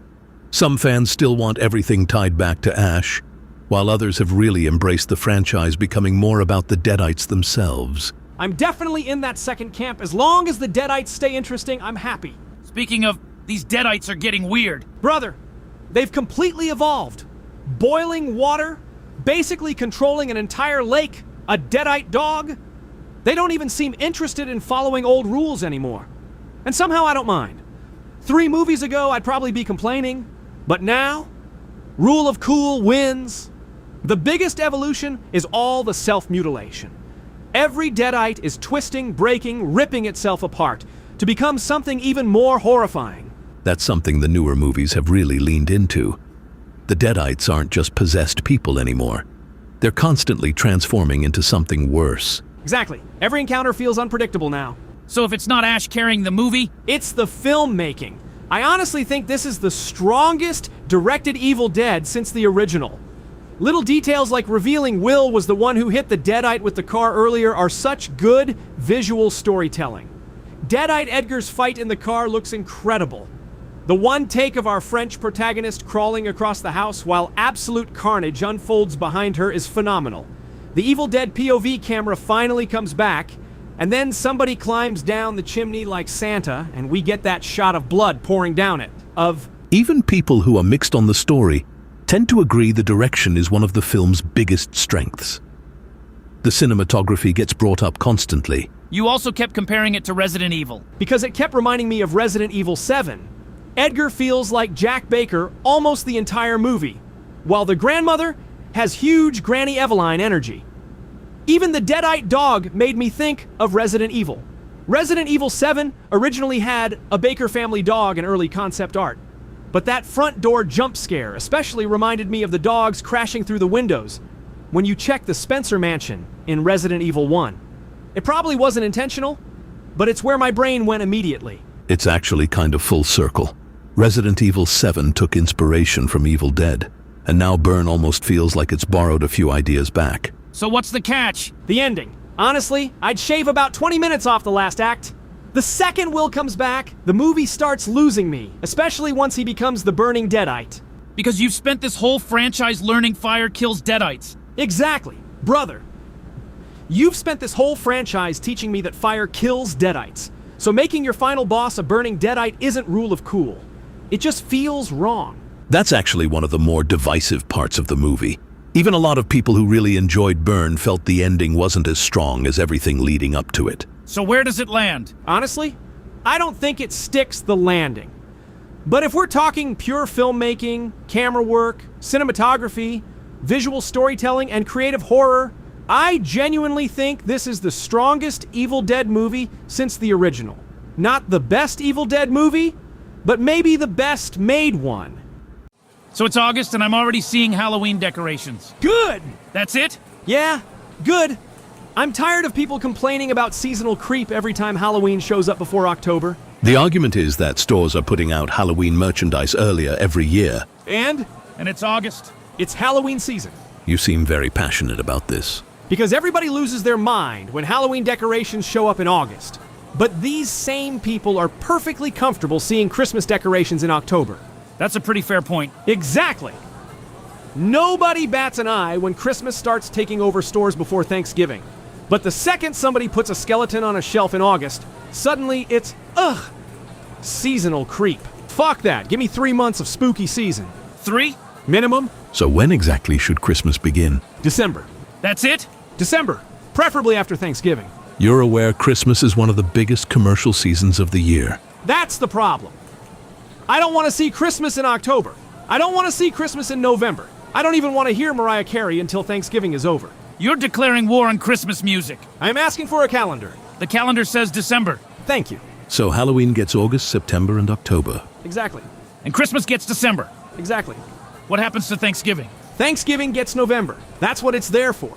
So your ideal holiday schedule is basically a strict seasonal zoning ordinance. Yes, I want holiday containment. Sir, this pumpkin is outside its designated spooky zone. Exactly. Meanwhile, Christmas is out here trespassing in October like it owns the place. So you're okay with Halloween seasonal creep, but not Christmas seasonal creep? Absolutely, because Halloween is fun. Let me have my skeletons. Let me have my ghosts. Let me have fake cobwebs hanging off everything. If I want to watch horror movies for 3 straight months, that's between me and God. And Christmas? Christmas can wait its turn. So I've seen people quit drinking, start smoking weed, and then immediately start bragging about how they're sober. Fuck off. Straight to the point. Look, if you quit alcohol because it was causing problems in your life, good. Seriously. I'm not taking that away from you. But if you replaced alcohol with another psychoactive substance and then started telling everyone you're sober, well, you're lying, because that's not sobriety. You're describing abstaining from one substance rather than abstaining from intoxicating substances generally. Exactly. And look, before anybody gets confused, we love weed. I'm talking gram-a-day dabs level potheads over here. That's an endorsement. It is. I like weed, but I also hate this whole weed isn't a drug bullshit. Cannabis is absolutely a psychoactive drug. Thank you. Weed being less dangerous than alcohol in certain respects doesn't magically make it a vegetable. Bro, it's natural. So is poison ivy. Fair. If you need a substance to alter your brain before you can enjoy your life, relax, socialize, sleep, or feel normal, you might have a substance problem. I don't care whether it's alcohol. I don't care whether it's weed.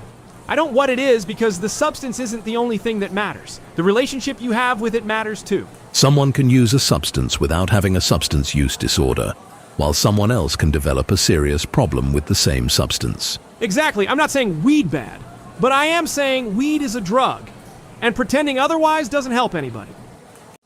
All right, welcome back to another comment roast, except we weren't even planning to make this one. Right. So we had this guy come into our weed video arguing that weed isn't psychoactive and THC isn't a chemical because it's natural. We weren't going to bother doing this whole thing, so we just screenshotted the interaction and posted it. But then he kept commenting every 10 minutes. On the screenshot of his own comments? Yes! telling us to take it down because we're bullying him. Dude, you came to our public video. You left a public comment. We showed people the public comment you voluntarily made. That's not bullying. And as for harassment, well, by definition, harassment involves unwanted behavior that threatens someone or makes them feel unsafe. You commenting publicly and us responding to what you said isn't harassment. Especially when you're the one repeatedly coming back. Exactly. And look, since we're here, let's clear up the original argument too. Weed is psychoactive. THC is a chemical. Natural substances are still chemicals. That's just basic reality. No one is saying weed is bad, but if you can't acknowledge basic facts, then you gotta get your head out your ass and read a book. Nature didn't invent a separate periodic table. Thank you. So the original misinformation was one thing, but the continued comments are what turned this into an entire video. Exactly. If you don't want people seeing your public comments, stop posting them. Revolutionary. So welcome to the comment roast, Captain. You wanted the screenshot taken down. Instead, you got an entire video. Congratulations. So we've gotten a few people asking how we know so much about the Kid Anderson situation, and more importantly, why we suddenly removed everything related to it, so I guess it's story time. Yeah, because this one got really weird. So, Kid Anderson was actually the person commenting on our account through Captain Irish Gaming, asking us to remove the post calling him out. At the same time, Kid was also commenting from his own account defending Captain Irish Gaming, which, in hindsight, was basically just him defending himself from another account. So he was defending himself from his own mess. Pretty much. We also suspect he may have had access to a third account that was interacting with us during the same period, but we don't have enough evidence to say that for certain, so I'm not going to pretend we do. What actually tipped us off was that we went to check Captain Irish Gaming's channel and noticed the post they'd made about us was gone, and they'd put up their own call-out post about Kid Anderson. Which suddenly made the whole situation look very different. Exactly. Once we realized there was potentially an account access situation happening, we decided to pull everything, not just one comment. The original screenshot, the surrounding comments, and the entire comment roast video. At first, it was just funny internet drama. But once we realized there might be more going on behind the scenes, we didn't feel right continuing to turn it into content. And I think we should also say that Captain himself actually handled this pretty well. Absolutely. Captain Irish Gaming seems like a genuinely nice guy. He apologized to us, and I respect how he handled the situation once everything came to light. No hard feelings toward him whatsoever. Seriously, shout out to Captain. I appreciate the apology, and we're square. Which is also why you didn't want to leave the old content up indefinitely. Exactly. If somebody apologizes and handles a situation like an adult, I'm not interested in keeping an old drama post alive forever. Just because it gets views. We removed everything because the situation changed, not because we were trying to hide what happened. So if you saw the original screenshot, the comments, or the comment roast video disappear, that's why. Yep. We just didn't want to keep amplifying something that turned out to be a lot more complicated than it originally appeared. We're explaining it now because we didn't want everything to vanish with no context and leave people wondering what happened. And hopefully that's where it ends. That's the goal. Sometimes I realize a situation gets way more complicated than it needs to be, and the best thing you can do is walk away. So, shout out to Captain, and hopefully we're all good from here. Okay, we're not endorsing conspiracy theories here, but if we're treating them like movie plots for a second... One of my all-time favorites is the theory that PETA is secretly paid to look insane. That's quite the conspiracy. The idea is that they're deliberately so extreme and ridiculous that every normal animal rights activist gets associated with them, and the entire movement gets discredited. So basically, what if PETA is actually an industry plant? Exactly! And as a movie plot, that's fucking hilarious. Do you actually believe it? Not really. I think PETA is just a terrible organization that took a genuinely good message and ran it into the fucking ground. Which is arguably less interesting than the conspiracy. Way less interesting. Secret operation designed to destroy animal rights through an elaborate psyop is a much better movie. But PETA has certainly been controversial enough to inspire theories like that. Oh, absolutely. We could make an entire video about the times PETA has spread misinformation, made bizarre claims, or even been accused of mistreating the animals they're supposedly trying to protect. So you're saying there's material? There is material. A lot of material? Enough that I genuinely think we could make a whole video out of it. So maybe that's one for the future. Honestly, yeah. If you guys want that, let us know. Because I would love to spend an entire video explaining why PETA is either the world's most incompetent animal rights organization or the greatest long-term conspiracy in modern history. Those are the only two options? No, but they're the funniest. Fun fact, Minecraft used to let you tame parrots with cookies. Yep. And then people got upset because parrots in real life can't have chocolate. And people thought Minecraft was promoting animal abuse. Which eventually led to the mechanic being changed. Right.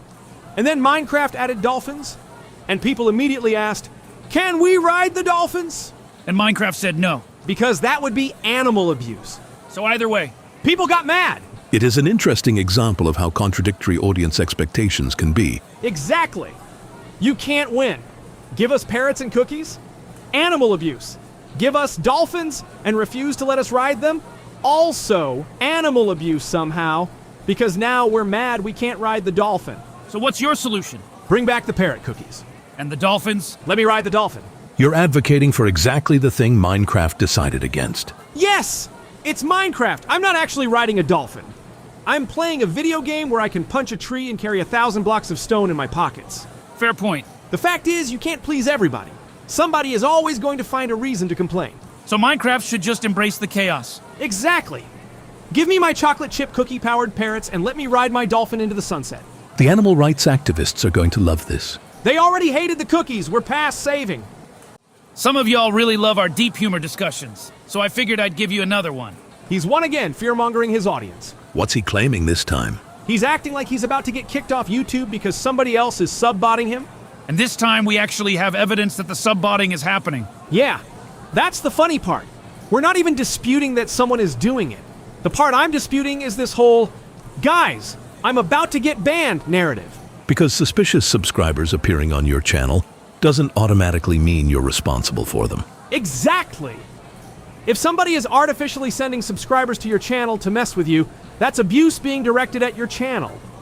YouTube can investigate the activity, remove fake accounts, and take action against whoever is actually responsible. Not just look at the victim and go, well, guess you're banned now. Right. So why is Deep Humor acting like somebody else sub-botting him means YouTube is inevitably going to kick him off the platform? There would need to be evidence that he was participating in or benefiting from the artificial activity before you could reasonably jump to that conclusion. Exactly. If YouTube actually contacts him and says there's a problem, then talk about it. But right now, he's taking, "Someone is attacking my channel with fake subscribers," and turning it into, "YouTube is coming for me." Fear gets engagement. That's literally his entire playbook. Fearmonger. Convince everyone something terrible is happening. Convince everyone he's the victim. Repeat. It's a very effective way to keep an audience emotionally invested. And apparently that's the one trick he knows. At least he's consistent. I'll give him that. Every time there's a problem, somehow Deep Humor is the victim, the apocalypse is coming, and we're all supposed to panic. What's the advice? Wait for the actual facts. If YouTube takes action, we'll talk about it. Until then, somebody sub-botting your channel is not the same thing as YouTube banning you. Revolutionary. I know. Apparently we're doing basic reading comprehension again. Somebody made a really good point on our Minecraft video about animal abuse. Right, it was basically that people love to get upset about animal abuse in video games and movies, but then they'll go to the grocery store and buy factory-farmed meat without thinking twice. To be fair, that's not necessarily the same thing as personally abusing an animal. No, but it is supporting animal abuse. And we're not saying eating meat makes you a murderer. We're not those people. But if you're going to get genuinely outraged over Minecraft letting you feed a parrot cookies, while completely ignoring the conditions some animals are actually raised in for food, I think it's worth examining that. Especially if animal welfare is something you claim to care about. Exactly! If you care that much about animal abuse, then at least think about where your meat comes from. There are producers who put more effort into animal welfare and give animals better living conditions. You don't have to stop eating meat. Just maybe don't automatically buy the cheapest mass-produced meat you can find while acting like Minecraft is the great animal rights crisis of our time. The larger point is that real-world animal welfare has consequences that fictional media simply doesn't. Right! I'm not telling anybody what they have to eat. I'm saying your concern for animals shouldn't disappear the second you walk into a grocery store. Okay, so I've had this thought rattling around, and I need you two to tell me if it's dumb or if it's actually smart. Historically, it's been about 50-50. Fair. Okay, so people mix up moneyless and cashless all the time, and they are not the same thing at all. Go on. A moneyless society is the dream version, right? Nobody's got money because nobody needs it. Your needs are met, people look out for each other. You're not grinding 40 hours a week just to afford rent. That's the utopia pitch. Right. That's more of a post-scarcity concept. It shows up in a lot of sci-fi for a reason. It's the what if we solved the problem instead of managing it version. Exactly. But a cashless society is the opposite vibe entirely. That's not money doesn't exist. That's money still exists. It's just all digital now. Every transaction's a swipe or a tap. Which, that's basically already happening. I haven't paid cash for anything in like a year. Right, and here's my thing. Cashless sounds convenient, and it is convenient. But every single purchase gets logged somewhere. Somebody, somewhere, has a record of every coffee you bought and every weird 2 a.m. impulse purchase. I'd push on that a little. It's not purely bad. There's a real upside. Cashless systems make things like fraud tracing easier. They cut down on theft. They make aid and benefits way easier to distribute without a middleman skimming it. Sure, I'm not saying it's evil. I'm saying it's a trade. You get convenience and safety nets. You give up privacy. And once cash actually goes away, you don't get to opt out anymore. There's no cash option to fall back on if you'd rather nobody know what you bought. So your worry isn't the tracking that exists now, it's the tracking becoming the only option. Church, that's it exactly. Right now, you can choose cash if you want privacy, card if you want convenience. Full cashless kills the choice. That's a fair distinction. Though I'd say there's a version of this where regulation handles the privacy piece properly, and it's less about cash versus no cash, and more about who's allowed to see the data and for how long. Sure, in a version where that actually happens. I'm just saying, don't confuse the dream, no money because nobody needs it, with the reality. No cash, because everything's tracked.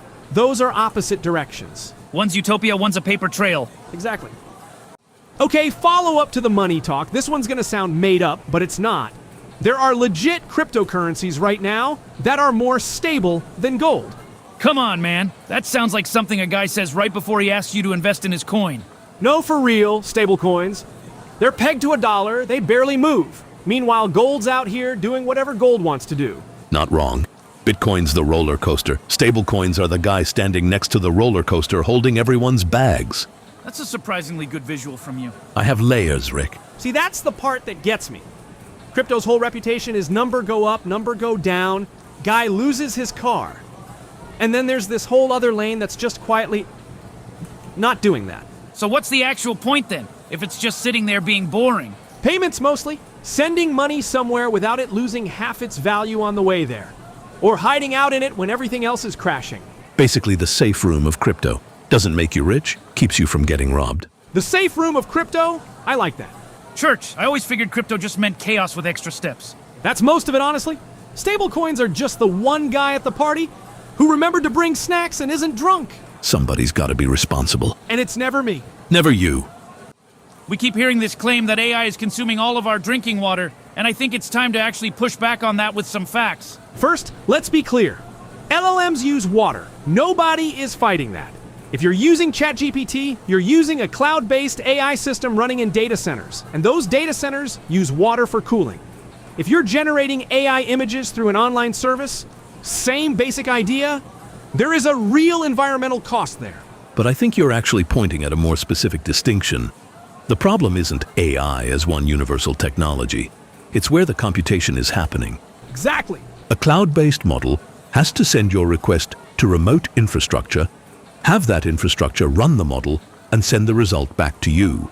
But some AI models can be downloaded, installed locally, and run entirely on your own computer. Right.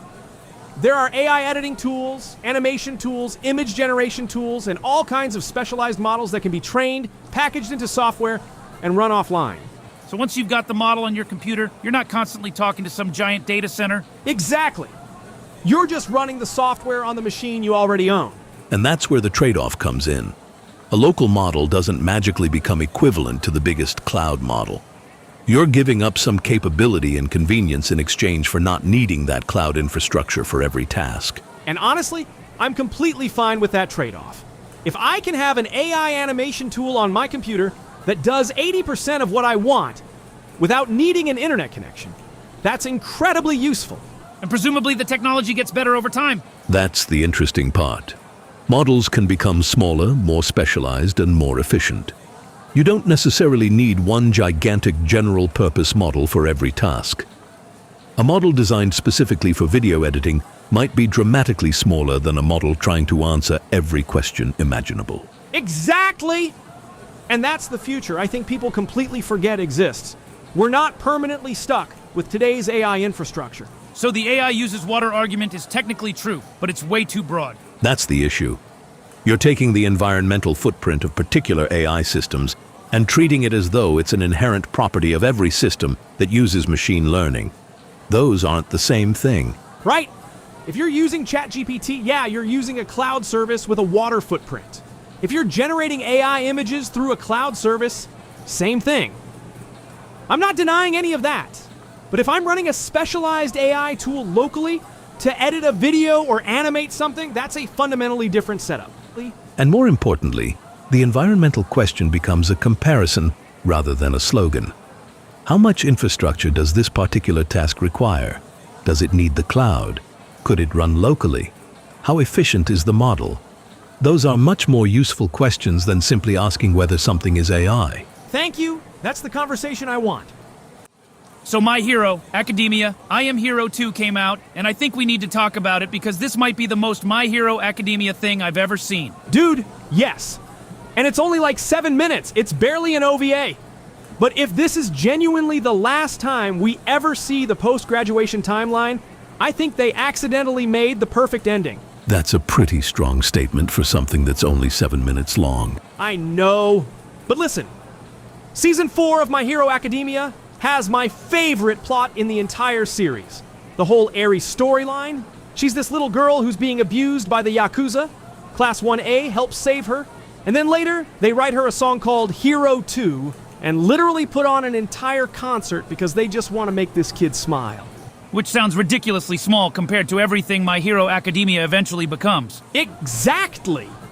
And that's why I love it. That storyline is basically the entire philosophy of My Hero Academia and all good hero media in miniature. Being a hero isn't always punching the giant monster. Sometimes it's looking at a scared little kid and going, "You deserve to smile." That is what makes the Eri storyline so important. The students aren't solving a world-ending crisis with that concert. They're giving someone an experience she never got to have. Yes! They're saving her in a completely different way.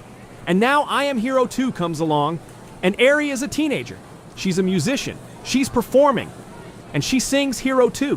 Which is already adorable. It gets better. There's this shot where Eri is saying, "Now it's my turn to make you smile." And then it hard cuts to Deku just grinning. That's everything! Think about what that means. The kid they spent all that time trying to make smile is now standing on a stage making them smile. It's almost a literal representation of the impact the heroes had on her. Exactly. They didn't just save Eri and move on to the next villain, they changed her life.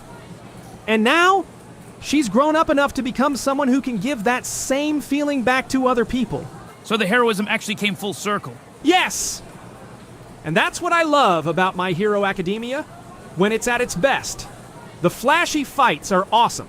I love watching these characters beat the absolute shit out of each other. But that's not why I fell in love with this series. I fell in love with it because sometimes being a hero means noticing that somebody needs help. Sometimes it means taking a little girl to a concert. Sometimes it means making somebody smile. Sometimes it's just being a good fucking person when nobody is asking you to be. And the really beautiful part is that the world keeps getting better because those small acts actually matter. Exactly! That's the part that gets me. You save somebody, and maybe they go on to save somebody else. You make somebody smile, and eventually, they're the ones standing on a stage making you smile. Which makes I Am Hero 2 a pretty damn fitting title. It's perfect! Eri isn't just the little girl who needed saving anymore. She's a person who gets to be a hero too. And if this really is the last little glimpse we ever get of the post-graduation world, I'm honestly okay with it. That's the ending I want for My Hero Academia. Not just heroes getting stronger, not just villains getting defeated, just a world where the people who were saved grew up and started making the world a little better themselves. That's what being a fucking hero is. Okay, so you guys saw the whole thing where an ESA rep basically said private Minecraft servers are piracy, right? Called them illegal in front of the actual California Senate. I saw that. That's wild. You can download the server files straight from Minecraft's own website. Right, that's what makes it so dumb. But let's say hypothetically, they actually go after servers. We all know who they're really coming for. 2B2T. The Anarchy server. The one that's been running since like 2010 with 0 rules. That one. And here's my hot take. Going after 2B2T would actually be the worst move they could make. How it's a lawless hacker pit. Isn't that exactly what they'd want to shut down? Because the community's already policing itself, that's the thing nobody gets. Everybody who plays there agreed to the deal. You go there knowing it's chaos, and if you don't want chaos, you don't go. So it's less no rules and more one very clear rule, which is there are no rules and everyone consented to that. Church, exactly. Now imagine you take that away. Where do all those hackers and griefers go? Oh no! Yeah.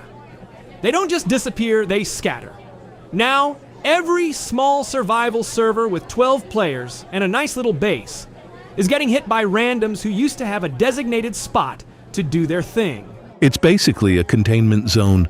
Shut it down, and you don't remove the problem, you redistribute it. 2B2T being open is doing everyone a favor. It's one big designated chaos zone instead of 1,000 tiny surprise attacks on servers that didn't sign up for it.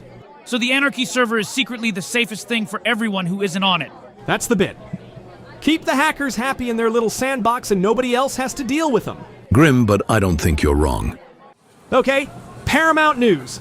They basically confirm CNN's on the table if it makes their antitrust lawsuit go away.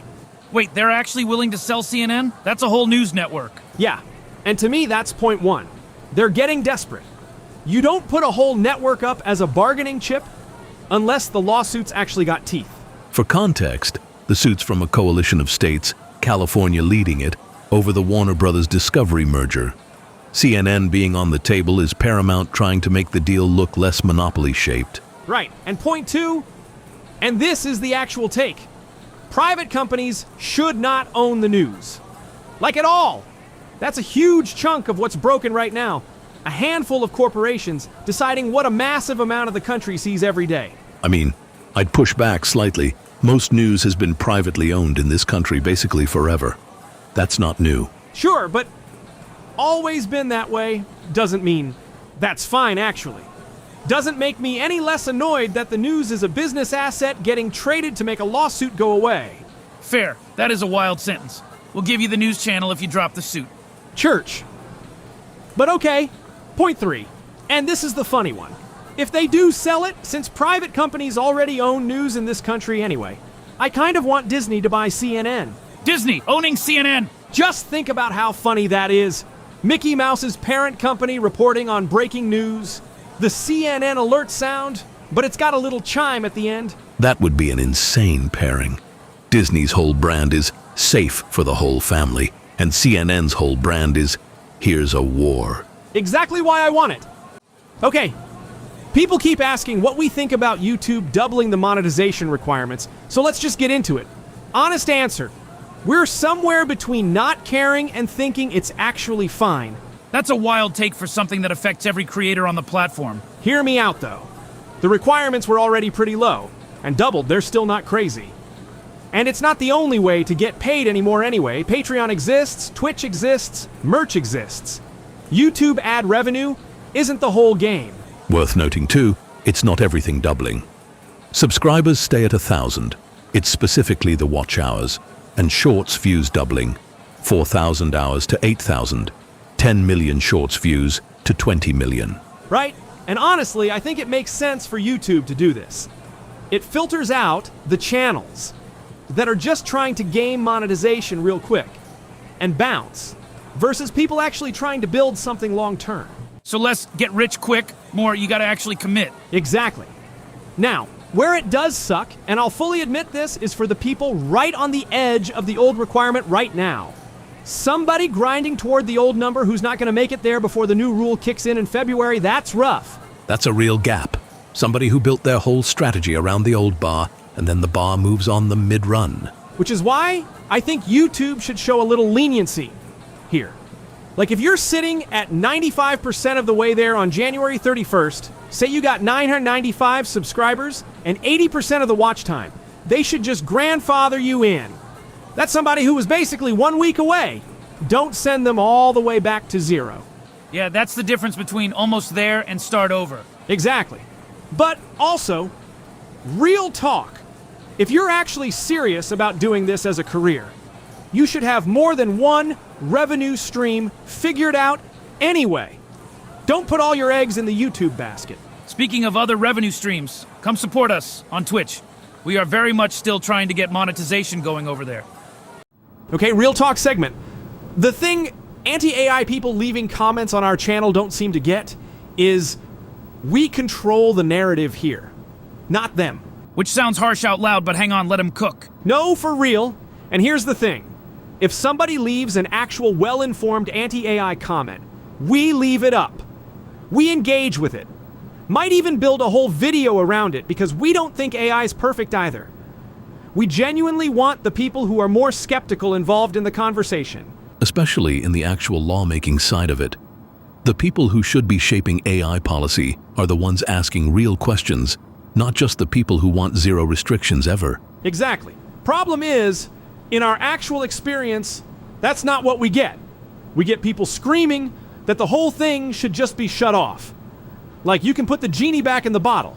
And it never actually goes anywhere, it's just noise. Right? And it's the same exact pattern every single time.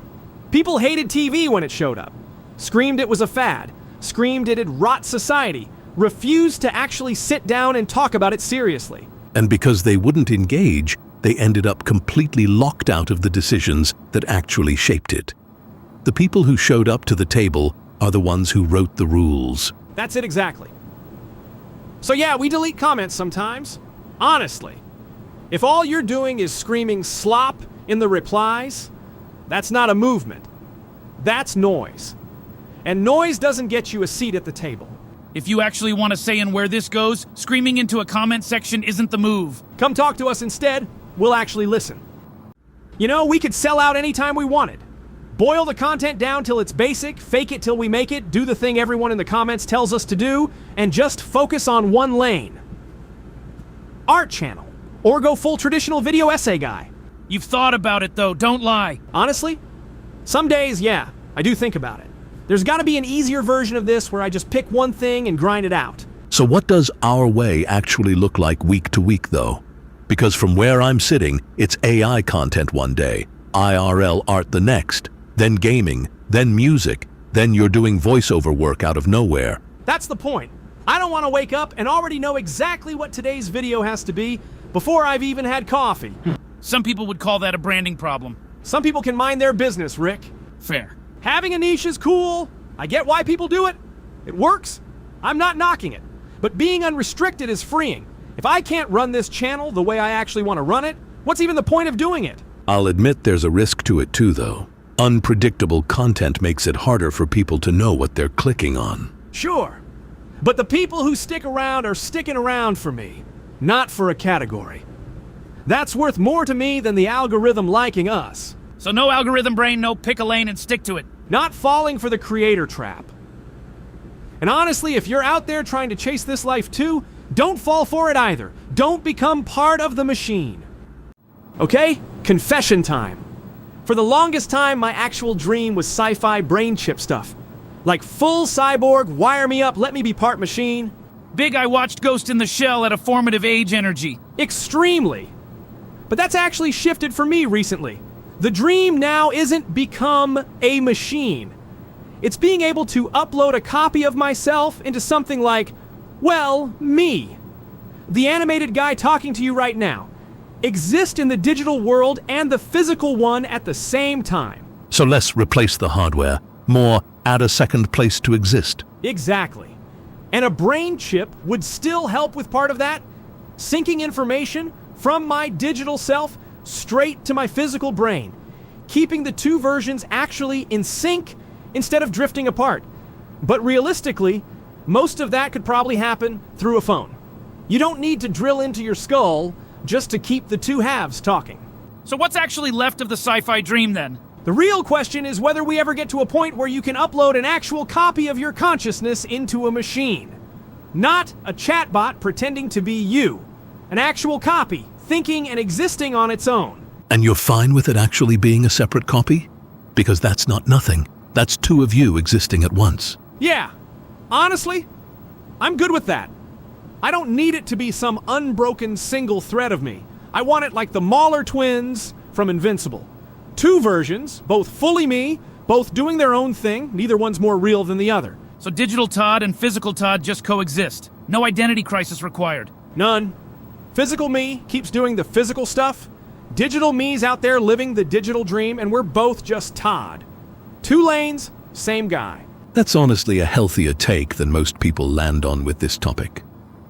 Okay, so I looked at a calendar today and realized we're getting real close to Game Awards season. Which, side note, none of our actual personal favorites this year are anywhere close to what's about to get nominated.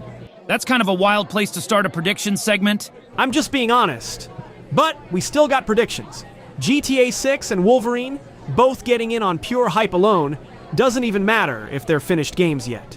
GTA 6's release date's cutting it close to the eligibility window too, so there's a real chance it barely squeaks in instead of getting pushed to next year. Which would be insane. Imagine delaying the most anticipated game of the decade into missing its own award show by like a week. Rockstar giving us one final act of chaos on the way out. Wouldn't put it past them. Anyway, wouldn't be shocked if Lego Batman Legacy of the Dark Knight shows up either. And Capcom's basically guaranteed a seat somewhere, either Pragmata or Resident Evil 9. Right, and RE9's not my actual game of the year. We got a whole separate video coming on why. But I'd be genuinely happy if it won. Setting the stage for a video before the video even exists. I see you. Multitasking, Rick. But real talk, I think fighting games might be the most interesting category this year. Rivals and Overwatch are probably going to keep colliding in a lot of the same categories too. Yeah, that's going to be a fun little fight to watch play out. And we've still got a few months of big releases left, so I'm holding out hope. What's got your eye still? Clive Barker's Hellraiser Revival and Control Resonant. I could see either one going all the way if they land right. Both dark horse picks, but not unreasonable ones. We'll see. Months left on the clock. Okay, so people keep asking why Resident Evil 9 isn't our actual Game of the Year pick, since I said I'd be happy if it won. Lay it on us. It's a love letter. That's it. That's the whole thing. I love that game. I love it so fucking much. It might be my second favorite Resident Evil. But that's exactly the problem, isn't it? A lot of that reaction is tied up in 30 years of history with the franchise, not just what's on screen right now. Exactly. The story's great, the gameplay's great, it looks incredible. None of that's the issue. The issue is, the game is leaning on decades of goodwill to hit as hard as it hits. So it's not that it's not good, it's that the greatness isn't self-contained. Right. Like, sure, it can be your first Resident Evil. Same way, Resident Evil Biohazard could have been somebody's first. But it wasn't made for those people. It was made for us, the fans who've been here. Which makes it a phenomenal game for its audience, but Game of the Year's supposed to be judged as a standalone thing, not as a payoff to 3 decades of investment. That's the distinction exactly. Best game we played this year, honestly, personal favorite too. Doesn't automatically make it Game of the Year. Same logic gonna keep Life is Strange Reunion off the list too then? Same exact logic, yeah. Loved it, still not the pick, for the same reason. Doesn't mean Capcom's out of the running this year, though. They've still got real skin in the game between Pragmata and Onimusha Way of the Sword. Yeah, Capcom's covered either way. Just not necessarily with the one everybody assumes. Okay, official X-Men cast is out, and we gotta take our victory lap for a second. We called Mr. Sinister a mile away. You did call that, not gonna lie. Told y'all he'd be the next big villain, and here we are, and he's being played by Adam Goddamn Driver. Who, I'll admit, wasn't even on my radar for this. Not a name I saw coming. Same, honestly. I was secretly hoping for Joaquin Phoenix. Joaquin as Sinister would have been unhinged in the best way. Right? But Adam Driver's not a bad consolation prize. Dude's got the intensity for it. Okay, but we gotta talk about Indy Navarrete playing Rogue. We are so hyped about this. Honestly, we kind of wanted her for Mystique instead, but Rogue, we love Rogue. Anybody who watches our rival streams knows that. So this is a full approve from us. You do have one reservation, though. I do. She's a little small to be Rogue. Like, I'm hopeful she bulks up just a little before filming. Not asking for Rivals muscle, Mommy Rogue. Not asking for that. She doesn't need to be absolutely jacked. Just give her some actual muscle definition. Something that reads as, this woman can absorb your strength and then use it. You know? A physical presence that backs up the power set, basically. Exactly. Show me the arms, Marvel. That's all I'm asking. Bold demand for a movie that's 2 years out. I'm playing the long game. More D23 news. Zootopia 3 and Frozen 3 both showed some footage, and honestly both look good. Wait, you're actually into Frozen 3? That's new. I'm shocked too, not gonna lie. But hear me out. From what they showed, it looks like they might be leaning the new villain closer to the original Snow Queen book character. The one that actually became Elsa in the first place. That's a real long shot of a read-off limited footage. 100% a long shot. I'll fully own that. But the vibe of what they showed had me thinking it. She's got the ice powers thing going on too, so my brain went straight there. Book Snow Queen's a whole different kind of character, though. Way colder, way more menacing than Elsa ever was. Which is exactly why it'd be interesting if that's the direction. Long shot, but an interesting one. As for Zootopia, though, you're not hedging at all. Nope. We're thrilled. We love Zootopia, and we're genuinely excited to see birds brought into the world. That's been teased since the end of the second movie, so seeing it actually confirmed is great. Big scope jump, too. From savanna mammals to an entire flight-capable society. Exactly. Tons of new ground to cover there. And then, separately, Coco 2 got announced. How are you feeling about that one? Hesitant but excited, honestly. Coco felt pretty self-contained to me. I didn't need a sequel. That story wrapped up clean. But the art they showed looked genuinely good. So cautiously and not skeptically out. Yeah, give me a reason and I'm there. I'm just not desperate for it the way I am for the other two. Okay, doing the My McDonald's order trend, but with a twist. Oh no. My order is, I walk in, I look at the menu, and I have a moment of clarity where I realize if I'm even considering ordering this slop, something in my life needs addressing. That's not an order, that's an intervention. Then I turn around, walk back outside, take a nice long walk to clear my head, and go home and make myself a salad like a man who respects his own gut lining. So the meal is personal growth. The meal is personal growth. No fries, no nugs, no soul-crushing regret at 2 a.m. Just me, some greens, and the quiet dignity of choosing better. I'll admit there's a version of this that's actually good advice buried under the bit. There's always a nugget of wisdom in my nonsense, Zach. Pun intended, no nuggets involved. Be strong, Kings. Be strong, Kings. Put the fries down. Take the walk. Okay, it has officially been a full year since YouTube's age verification update rolled out. And look at us, still here. Platform didn't burn down. Didn't burn down at all. Crazy, right? Almost like all the fear-mongering we called out a year ago from people like Deep Hoomer really was nothing but fear-mongering for views. Shocking. Shocking. Total shocker. Nobody could have predicted that AI estimating your age based on watch history wouldn't personally end civilization. I remember the comment sections back then. It was doomsday energy. It really was, and here we are a whole year later, and YouTube's just still YouTube. Same platform, same chaos, same amount of ads. For what it's worth, there's still legitimate criticism of the system itself, privacy concerns, false flags, people getting misidentified. That part's real and worth talking about separately. Sure, real critique's fair game. That's different from this ends the platform as we know it. We called that part out a year ago, and we were right. Church! Okay, something's been bugging me.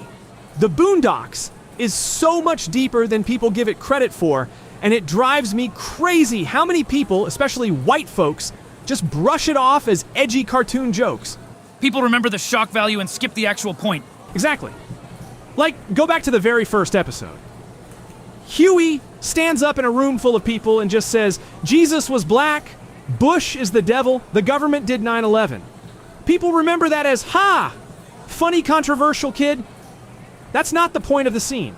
The point is, nobody in the room can actually engage with it. It's not there for shock alone.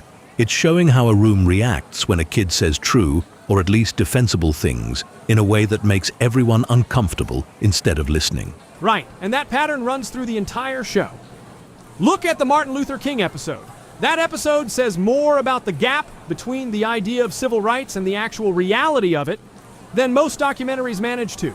The idealized version everybody's comfortable with versus what actually happened and what actually changed. Exactly that gap. And then you get to, it's a black president, Huey Freeman. And that one's maybe the clearest example of the whole show's thesis. The point being, you don't get to relax just because a symbolic milestone happened. Right. Time and time again, that show is telling you, don't get comfortable. Don't treat a moment like it's the finish line. Electing somebody isn't the work. Going to one protest isn't the work. So what is the work according to the show? Accountability. Actual ongoing accountability. Not a single moment you can point to and go, see? It's fixed now. That's the whole difference the show keeps hammering. A symbolic win isn't the same as real change. And treating it like it is exactly how things stall out. Which is a genuinely uncomfortable point for a cartoon to keep making, and probably part of why it gets flattened into shock jokes instead of actually sitting with people. Easier to laugh at the 9/11 line than sit with the King episode. But the show wants you to do both. Okay, that YouTube audio glitch. The one where people play longer audio using the Klingon language option. We finally saw someone do something actually cool with it. Klingon option, this is the Star Trek dub thing? Yeah. Alternate audio track most people never touch. For a while, people were just using it to sneak longer run times past upload limits. But Better Watch TV, personal favorite channel of ours, actually did something clever with it. What did they do? Used the Klingon slot to record a whole separate extra audio track.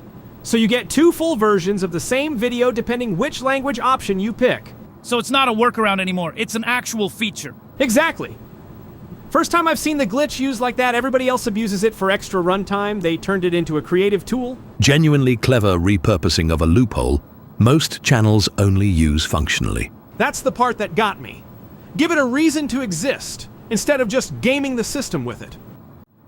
Alright, comment roast time. Somebody commented on our McDonald's video, the one where we're talking about skipping the fast food and eating a salad instead. This disgusts me. And honestly, yeah. I'm sure the concept of putting down McDonald's and eating something healthy probably does disgust you. Somebody's really out here defending the honor of a McChicken.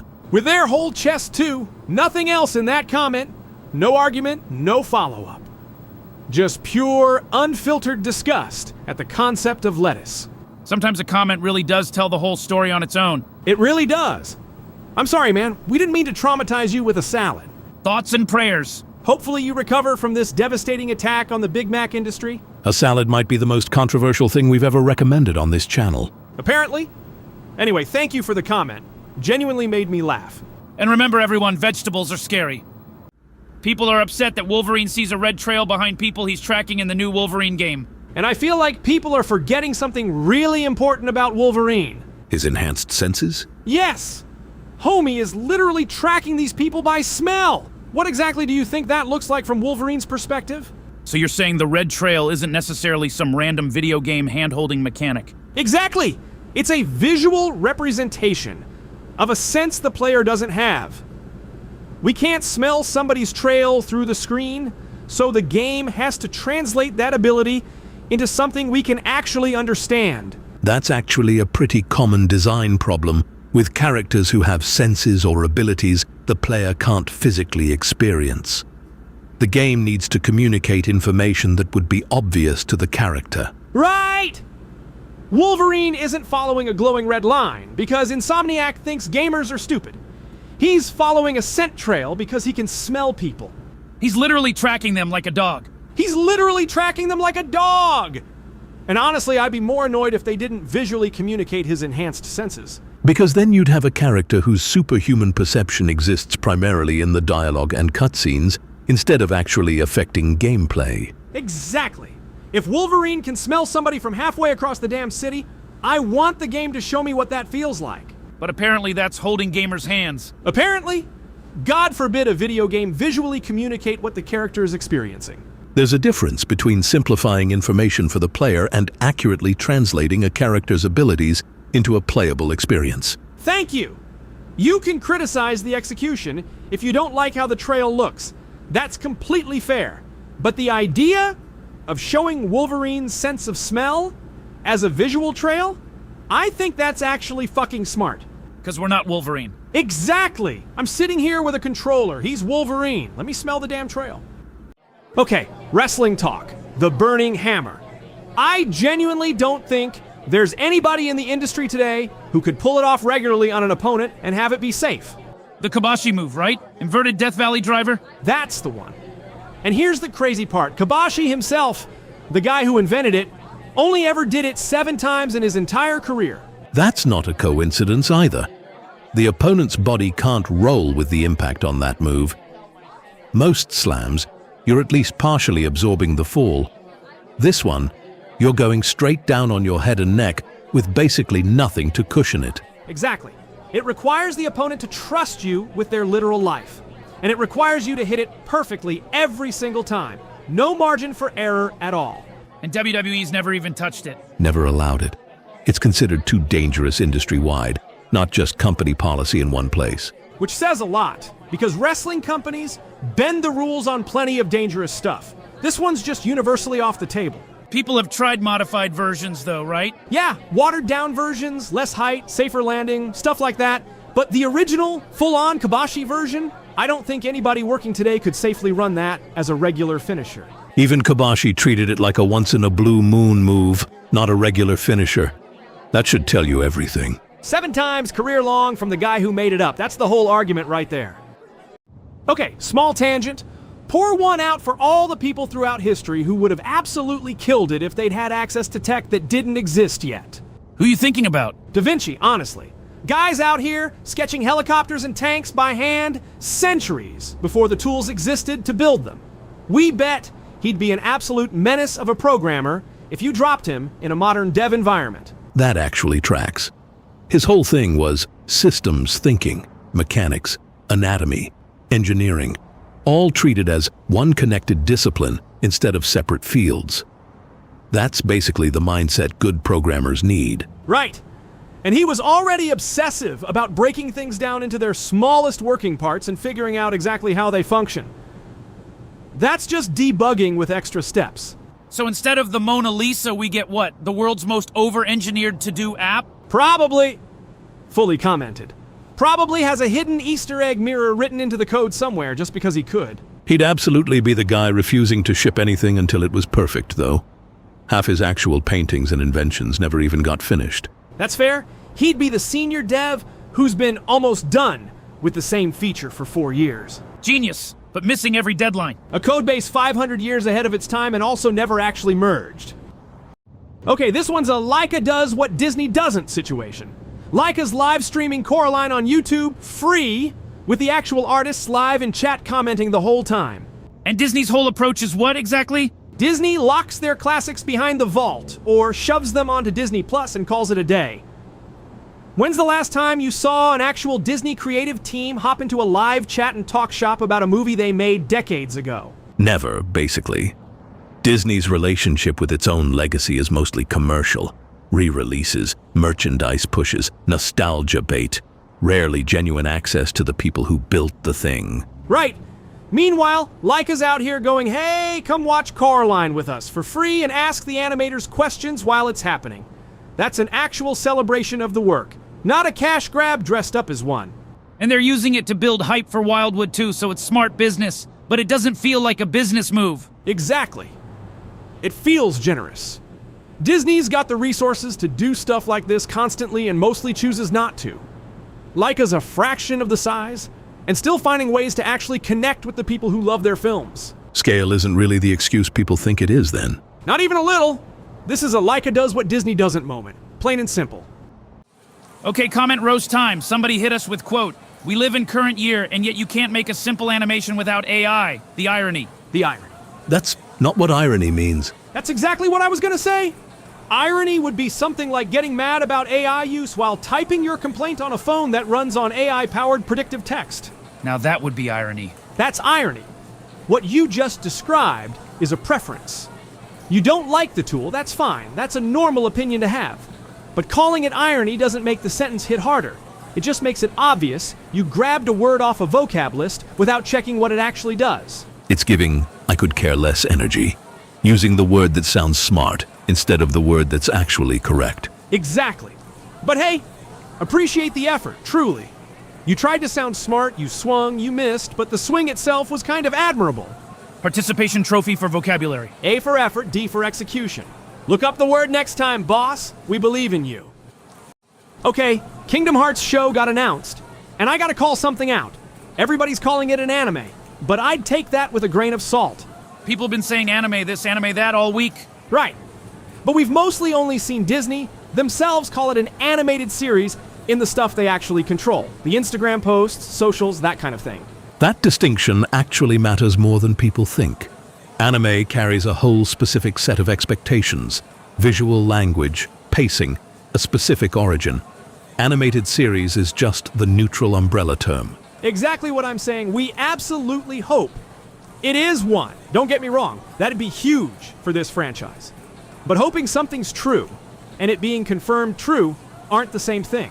So what do we actually know for sure? It's confirmed for Disney Channel, which honestly might be the wildest detail in the whole announcement. If it does end up being a genuine anime and it airs there, that'd make it the first anime Disney Channel's ever put on air in the States. That channel's whole history is sitcoms and reruns. That'd be a massive left turn. It really would. I just don't want to call the shot before we've actually seen footage. Cautiously hyped, not victory lap hyped. That's exactly the energy. Okay? Spider-Man brand new day. The VMAX reveal? I need to get this off my chest because I think it's the stupidest plot twist in recent memory. Lay it on us. They had a real opportunity here. The DODC secretly locking up and experimenting on mutants, that's sitting right there. And instead, they go with a ventilation system. It's not even a small ask either. That wouldn't have required rewriting the story. The DODC is already abducting mutants in the movie. That's literally what Sarah sees as she's dying. Right. It's already tragic on its own. But it would have hit so much harder if VMAX was just the DODC's internal code name for the whole secret experimentation program. So instead of a moment, it's a whole system with a name and a scope. Exactly, and confirm they've got other mutants in there. That's the part that kills me the most, the missed opportunity. Give an example. Alex Summers. Confirm he's one of the other experiments. Suddenly you got this direct trauma link between Cyclops and Jean, both of them personally tied to what's happening in that facility, not just adjacent to it. That's a way stronger emotional through line than anything a ventilation system gives you. It's not even close. You had secret government mutant experimentation program with named victims we already care about, sitting right there. And they picked HVAC. Genuinely baffling prioritization for a movie with that much emotional material already built into its cast. Okay, Marvel dropped their official 15 things to watch before Doomsday. And A few things jumped out at me. X-Men X2, Brave New World, and No Way Home all made the cut. What's interesting about the X-Men picks is what's missing more than what's there. Only the first two Fox movies made the list. Right. Days of Future Past isn't on there either, and that's the one that actually deals with alternate timelines. If they wanted to signal this is one continuous story, that'd be the movie to include. so skipping it implies what exactly? Implies whatever happened in that movie might not have happened to the version of this team we're getting in Doomsday. Different branch entirely. And No Way Home's inclusion is doing its own kind of signaling. Huge signaling. That movie's built entirely around multiverse mechanics and alternate Spider-Man actors. Putting it on the list feels like it's building towards something. Maybe Toby or Andrew actually showing up. Adds fuel to that fire at least. Definitely. And then Brave New World's on there, which we actually skipped when it came out. Okay, I need to talk about the werewolf designs in the Quarry because what the hell were those? Rough? Genuinely some of the worst werewolf designs I've ever seen. And here's the thing, they're basically just the Wendigos from Until Dawn again. They kind of are, honestly. This got called out when the game came out too. Both creatures are hairless, both bipedal, both have that same gaunt, stretched look. Which makes zero sense for a werewolf specifically. The whole point of werewolf lore is fur, is the wolf part. These things looked like the Wendigos got a reskin, and somebody slapped werewolf on the file name. Same studio though, right? Same studio, supermassive. So, I guess, hey, credit where it's due, they know what they're good at. There's a comfort in a signature monster silhouette, I suppose. Sure, but maybe stretch a little next time. Give me an actual werewolf. Honestly though, if they've only got the one creature model in the tank, Maybe we just get a zombie game out of them next. Wendigo, but now it's slow and moaning. Exactly. Same rig, new coat of paint, everybody's happy. Okay, new life motto. Be the villain of someone else's story. Full commitment, no disclaimer. No disclaimer. Somebody out there needs an antagonist, and I'm applying for the role. It's actually a pretty old idea dressed up in new language. Every hero needs an opposing force, or the story doesn't move. Somebody's got to be the friction. Exactly. And honestly, I'd rather be a great villain in somebody else's story than a background extra in my own. There's something almost Nietzschean about that too. Refusing to shrink yourself down to fit someone else's comfort just so you can stay the good guy in their eyes. See? I don't even need the fancy philosophy word for it. But yeah, that. So if people are annoyed with you, Then I did my job. If I'm not pissing somebody off, I'm not living loud enough. The interesting part is, most people organize their entire lives around avoiding that discomfort. Being liked becomes the actual goal instead of a side effect. And that's exactly the trap. You start optimizing for nobody's mad at me, and suddenly you're not a person anymore. You're a customer service rep for everybody else's feelings. somewhat concerning outlook, but I respect the commitment to it. I don't need it to be palatable. Which, ironically, is exactly the point you're making. Villain arc fully loaded. Roll the credits, I'm the bad guy today. Okay, I need to actually vent about this. As a fan, as somebody who follows the business side too, I genuinely don't understand why anybody still signs with WWE at this point. Strong open. I mean it. Look at the Motor City Machine Guns, most recent example. Guys win the tag titles in their second match, huge debut, and then, after they drop the belts, WWE just has nothing for them. No direction, no storyline, released a few months later. I'll play devil's advocate here for a second, though. Go ahead. Brand recognition still counts for something real. WWE's still the name your grandmother's heard of. That's not nothing for a career. Even a mismanaged run there opens doors other companies can't. Sure, but that's exactly the problem. It's a resume line, not a career. And it's not just booking. They don't give their talent healthcare worth a damn. That's why you see wrestler after wrestler running GoFundMes for surgeries a real company would just cover. That part's genuinely rough to watch happen over and over. And on top of that, they don't even pay, as well as AEW does at this point. So you're getting worse money, worse health coverage, and worse storytelling. Worse storytelling how, though? That's more subjective. Because we've watched the same matches on loop for years now. We spent 3 straight years on Cody versus Roman. And the second that's done, what do we get? Right back to Liv and Rhea. Same well, different bucket. Recycling feuds instead of building new ones. Exactly. WWE is old news at this point. It's the show about wrestling. It's not the wrestling. So we've been getting back into wrestling lately, and I think there's a conversation we should probably have about the women's division. Yeah, because when we were growing up watching wrestling, the women's division was sexy. And sometimes to an uncomfortable degree. Oh, absolutely. There was plenty of straight-up objectification that I'm not defending. I'm just saying that being sexy was very deliberately part of the presentation. And obviously wrestling has changed. For the better, in a lot of ways. We're getting women's matches that are consistently some of the best matches on the entire card.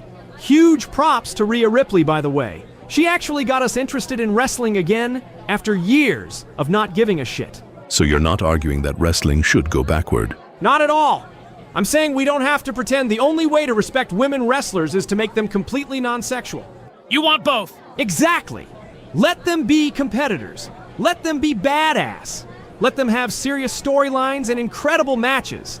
But if a wrestler wants to be sexy too, let her. The important distinction is agency. There's a difference between a performer choosing to present herself sexually and a company deciding that her value is primarily based on her appearance. Thank you! That's the whole argument. I'm not saying bring back bra and panty matches. I'm saying loosen the restrictions enough that a wrestler who wants to be a little flashy, sexy, or ratchet can actually do that without the presentation suddenly becoming taboo. Chelsea Green seems like an obvious example. Exactly! And to be clear, we're not saying Chelsea Green necessarily wants to become some hypersexualized wrestling character tomorrow. We don't know that. But she's clearly comfortable with sexual self-presentation outside wrestling. So if she did want to incorporate more of that into her character, why shouldn't she? That's the broader principle. If the performer is choosing it, understands the character they're creating, and isn't being pressured into it, There's a meaningful difference between self-sexualization and objectification. Yes, and I think the standard should be consistent across the board. Which brings us to Marvel Rivals. Oh, here we go. You knew we were getting there. Marvel Rivals figured this shit out. You log into that game, and you can have the biggest setup cans you've ever seen on a female character. And the male characters aren't exactly being presented modestly either. Exactly! Thor's hammer is dangling right between his legs to balance the equation. Equal opportunity fan service. Thank you! That's all I'm asking for. Let wrestling be sexy again. Let wrestling be badass. Let the women be competitors. And hot, if that's what they want.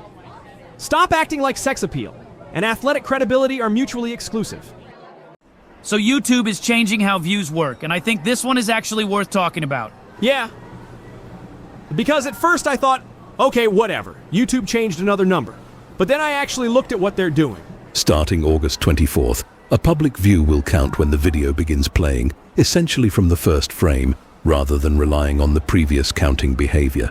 And that's where I start getting a little nervous. Why? Because I understand why YouTube wants the number to be simpler. But I don't know what happens to the recommendation system when the definition of a view changes. If somebody accidentally clicks a video, watches half a second, and immediately leaves, that's now another view. That's the important distinction, though. The public view count and the signals YouTube uses to determine whether people actually enjoyed a video aren't necessarily the same thing. Right. But viewers don't see all those other signals. They see the big number underneath the video. So you're worried about the number becoming less meaningful to the audience? Exactly.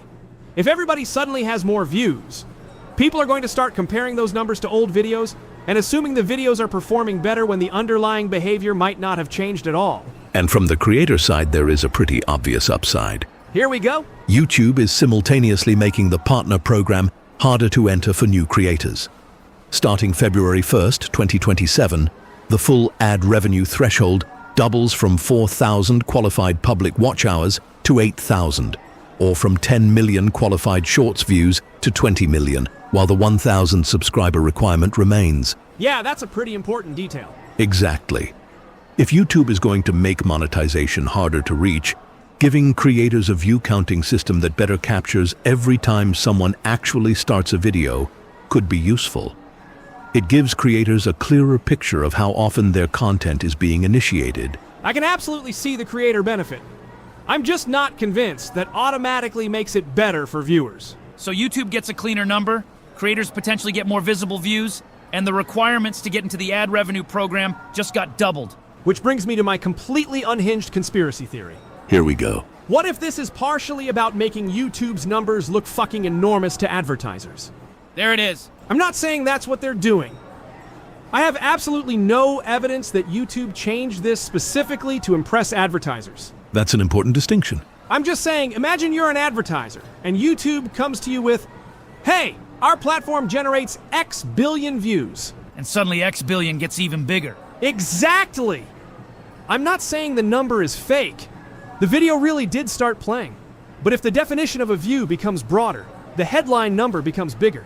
And advertisers care about much more than raw public views. Watch time, engagement, audience demographics, conversions, and other measurements matter when evaluating advertising inventory. Of course, but companies love big numbers. Especially when they're trying to sell you something. Exactly. So maybe this is completely innocent. Maybe YouTube genuinely thinks counting a view from the moment playback begins is a better representation of how people use the platform. Which is entirely plausible. But I'm still gonna look at the timing and go, you just doubled the requirements for new creators to get ad revenue, and now you're changing the way the biggest public-facing engagement number is calculated? That's certainly an interesting coincidence. Maybe it's nothing. Maybe it's genuinely better analytics. Maybe it's better for creators. Maybe YouTube just wants the number to reflect actual video starts. Or maybe somebody in the advertising department went, guys, can we make this number bigger? We don't know. Exactly. And that's the point. I'm not going to pretend my conspiracy theory is fact. But I am going to pay attention to what happens after this change. Especially once everybody's view counts start looking different. Yep. Because changing how you count something changes what the number means. And I think that's worth watching. So Deep Humor is apparently complaining that YouTube's new view counting system is going to make clickbait worse. Which is really fucking funny coming from him. Because his own content frequently relies on sensationalized headlines and fear-based framing. Exactly! You're telling me the guy whose entire strategy is the government is coming for your YouTube channel is worried that YouTube might incentivize clickbait? That's like a casino owner complaining that gambling is addictive. Thank you! Deep Humor is basically a walking example of everything I hate about the modern YouTube ecosystem. To be fair, the concern itself isn't necessarily wrong. If views become easier to generate from brief or accidental starts, creators could have more incentive to optimize for the initial click rather than sustained attention. That's a legitimate concern. I'm not even arguing with that part. I'm arguing with who is making the argument. Because if anybody should be worried about clickbait, It's you! There is a difference between criticizing an incentive structure and pretending you haven't benefited from that same structure. Exactly. You can't spend years making videos with thumbnails screaming, YouTube is dead and they're coming for AI, and then suddenly become the defender of honest, measured content because YouTube changed a metric. guys, clickbait is ruining the platform. Meanwhile, the thumbnail has 12 red arrows pointing at a picture of Susan Wojcicki. And 3 words in all caps. It's over. The irony is incredible. It really is. If the new system makes clickbait more effective, then yeah, we should talk about that. But Deep Humor complaining about it is like watching a professional fisherman discover someone invented fishing poles. You know what I think is funny about YouTube? There are certain words bigger creators practically treat like forbidden spells. Suicide, Nazi, Holocaust, gun, murder, alcohol. And often the concern isn't that those words are inherently offensive. It's that creators are worried about what using them might do to monetization. Exactly! And that's the part that bothers me. We're not trying to be edgy. We're not trying to shock anybody. Sometimes we're just talking about history or real life, and the actual word is the actual word. We can't say Nazi. Why? Hitler isn't going to demonetize the video. There is a legitimate distinction between discussing a sensitive subject and using that subject for gratuitous shock value. Absolutely. If we're talking about suicide, I'm going to say suicide. If we're talking about the Holocaust, I'm going to say Holocaust. If we're talking about a gun, I'm going to say gun. If somebody was murdered, I'm going to say murdered. And if we're talking about alcohol, I'm going to say alcohol. The problem is when creators start changing perfectly ordinary language solely because they're afraid the algorithm might punish them. Thank you. At some point, you have to ask what you're actually making content for. Are you trying to communicate an idea? Or are you trying to make the algorithm happy? some creators would say that's just how the platform works. And that's exactly what pisses me off. Because these same creators will spend hours complaining about YouTube's terms of service. They'll tell you how unfair the platform is, how much they hate the restrictions, how YouTube is ruining free expression. And then YouTube says, don't use this word if you want your ad revenue. And suddenly they're like, oh yes, sir. Absolutely, sir. Anything for that extra $10. We just want to say thank you to everybody watching, because within 24 hours, you've made our full game video on the Quarry the most popular full game video on the channel. Which is actually fucking insane when you think about what that means. Yeah, because our shorter game videos normally get hundreds of views over time. Exactly. That's what makes this so crazy. The Quarry is over 7 hours long. And it's already getting hundreds of views in less than 24 hours. Which tells me something pretty important. Apparently, you guys are willing to sit through a 7-hour video if it's a game you actually want to watch us play. I don't think we were expecting that. Not even close. I thought we'd upload this enormous fucking monster of a video and it'd just sit there. Instead, it's currently the most successful full game video we've ever released. So yeah, message received. Loud and clear. Which means I'm absolutely looking forward to doing more. If you guys want more games like The Quarry, we're gonna make more games like The Quarry. We actually have a pretty personal history with Until Dawn that we think can make for a fun stream, but in time. Next will probably the Dark Pictures Anthology, or Life is Strange. You know what I think WWE should be more willing to do? Talk about Chris Benoit. Yeah, and before anybody hears that and thinks I'm saying WWE should celebrate him, no. Absolutely fucking not. You're talking about acknowledging the complicated reality of what happened. Exactly. Because you can acknowledge that Benoit was an incredible professional wrestler without pretending what he did wasn't horrific. Two things can be true. Very true. He was one of the greatest technical wrestlers of his generation. His work influenced an entire generation of wrestlers. And he also murdered his wife and son and then took his own life. Innocent people died. That's never going to be something you soften or excuse. But reducing the entire story to Chris Benoit was evil also leaves out an important part of the discussion: the severe brain trauma associated with his career and the broader issue of repeated head injuries in professional wrestling. Thank you. Because that's the part I think WWE should actually be talking about. Not remember Chris Benoit? More like, remember what happened to Chris Benoit, and remember why we need to take head trauma seriously. Benoit's case became one of the most prominent examples used in discussions about chronic traumatic encephalopathy and repeated brain injuries in professional athletes. And that's not saying brain trauma magically made him do what he did. We don't get to turn that into an excuse. His actions were his actions. But if we're willing to acknowledge that something was seriously wrong with his brain, why wouldn't we use that tragedy to talk about what we're doing to wrestlers right now? Especially when wrestling spent decades treating concussions like something you just shook off. Exactly. You got knocked out? Get back in the ring. You can't remember where you are? Finish the match. That culture was fucking insane. The industry has changed significantly, but the physical demands and risks haven't disappeared. And that's why I don't like pretending Benoit never existed. Don't put him in a Hall of Fame. Don't celebrate him. Don't sell his merchandise. But you can talk about the wrestler he was and the tragedy he became part of. Use the story as a warning. Yes. Talk about what repeated head trauma can do. Talk about why performers need to report symptoms. Talk about why producers shouldn't encourage somebody to work through a serious injury just because there's a show tomorrow. His story can be discussed as both a human tragedy and a cautionary example of the consequences of neglecting brain health. Exactly. Because if the only lesson WWE takes from Chris Benoit is never say his name, then what the fuck did we actually learn? You can condemn the person without erasing the history. That's where I'm at. What Benoit did was horrific. His victims deserve to be remembered. But pretending the circumstances surrounding that tragedy don't teach us anything about wrestling, brain trauma, and performer safety, that's a mistake too. You don't have to honor Chris Benoit, but we should damn well learn from him. Okay, face reveal when? Question we get constantly. Real answer when we can actually trust the internet not to harass us in public for being controversial. People act like that's an overreaction. It's not paranoia, it's just math. We're not stupid. We know exactly what we do here. We piss people off on purpose sometimes, that's part of the format.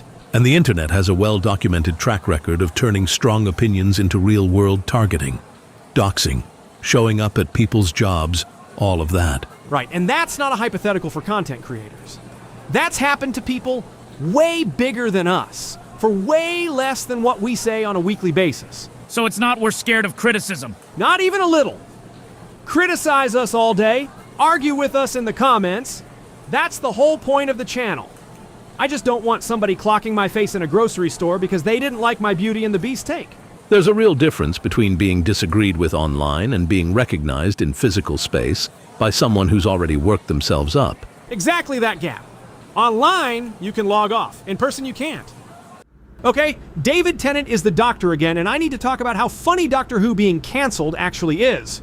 Officially, it's not canceled though, right? Just no team, no special, no season. Right, that's the fun part. BBC swears up and down it's not canceled.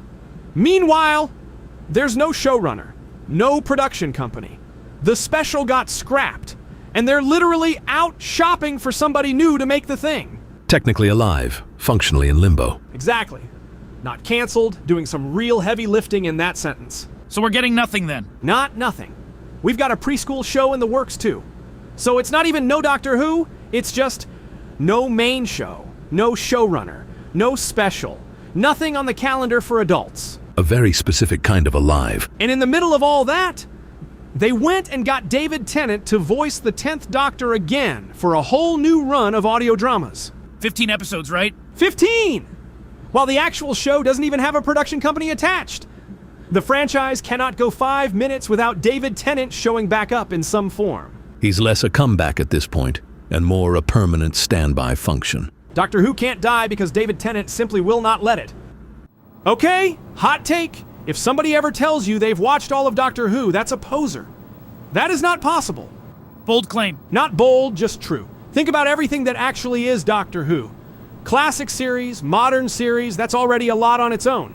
Then you've got the comics, and a big chunk of those aren't even available online. Right, straight up out of print. Gotta go hunting for physical back issues in some cases. Then the audio dramas, which we're literally about to have 15 more of. And that's not even counting the spin-off shows. Torchwood, Sarah Jane, Class, all of it. Technically counts too. Okay, I'll admit that's already a lot more than I was picturing. And that's before you even get to the archive problem. Oh yeah, and if that wasn't enough, we've got 95 actual missing episodes. Not hard to find, not paywalled, gone. The BBC wiped the tapes decades ago. So it's not even possible to watch it all. Some of it doesn't exist anymore. Yeah, gone. You physically cannot complete Doctor Who. Somebody actually typed, and I'm reading this exactly as written, cock reveal when. Bold, unprompted, confident. Genuinely too funny not to address. Okay, to that brave commenter, official answer, as soon as YouTube lets us. So basically never. We're looking at a permanent coming soon for the rest of our natural lives. A monument to a promise we will not keep. Community guidelines strike waiting to happen. Exactly. One wrong upload, and it's not a face reveal anymore. It's a whole different kind of channel termination. A different kind of, we regret to inform you your channel has been permanently banned. A much different kind, so no, we can't do that one. But I respect the commitment to the bit. Somebody out there is disappointed right now. Okay, Hemingway fun fact, because this man was unhinged in the best way. He used to shoot sharks with a Tommy gun. Like an actual submachine gun on a boat. An actual Thompson submachine gun. Kept it on his fishing boat specifically to blast sharks that tried stealing his marlin before he could reel it in. He shot himself in both legs doing it too, at least once. Bullet deflected off the boat rail. Shot himself. Kept doing it anyway. That's just who he was as a person. And I heard he caught fish barehanded too? That one I'd take with a little more salt, honestly. Didn't find much solid backing it up the same way. The Tommy gun thing, though, fully documented, multiple sources. The man legitimately machine gunned the ocean for sport. I don't know if that's the most badass idea or dumbest fishing strategy imaginable. Why not both? Okay, Tennessee news. $54 million in tax revenue gone, straight up gone, since they banned THC products in the state. 54 million is a real number. That's not pocket change for a state budget. It's not. They only collected 3% of what they actually projected from the new hemp tax. And here's the thing, this isn't just a Tennessee problem. This is a preview.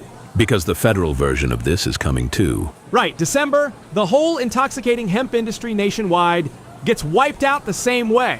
Tennessee's just the first domino, showing us exactly what happens. So it's predictable, basically. Completely predictable. And the timing is what actually pisses me off. The economy is already shaky. You do not kill a multi-billion-dollar industry while things are already bad.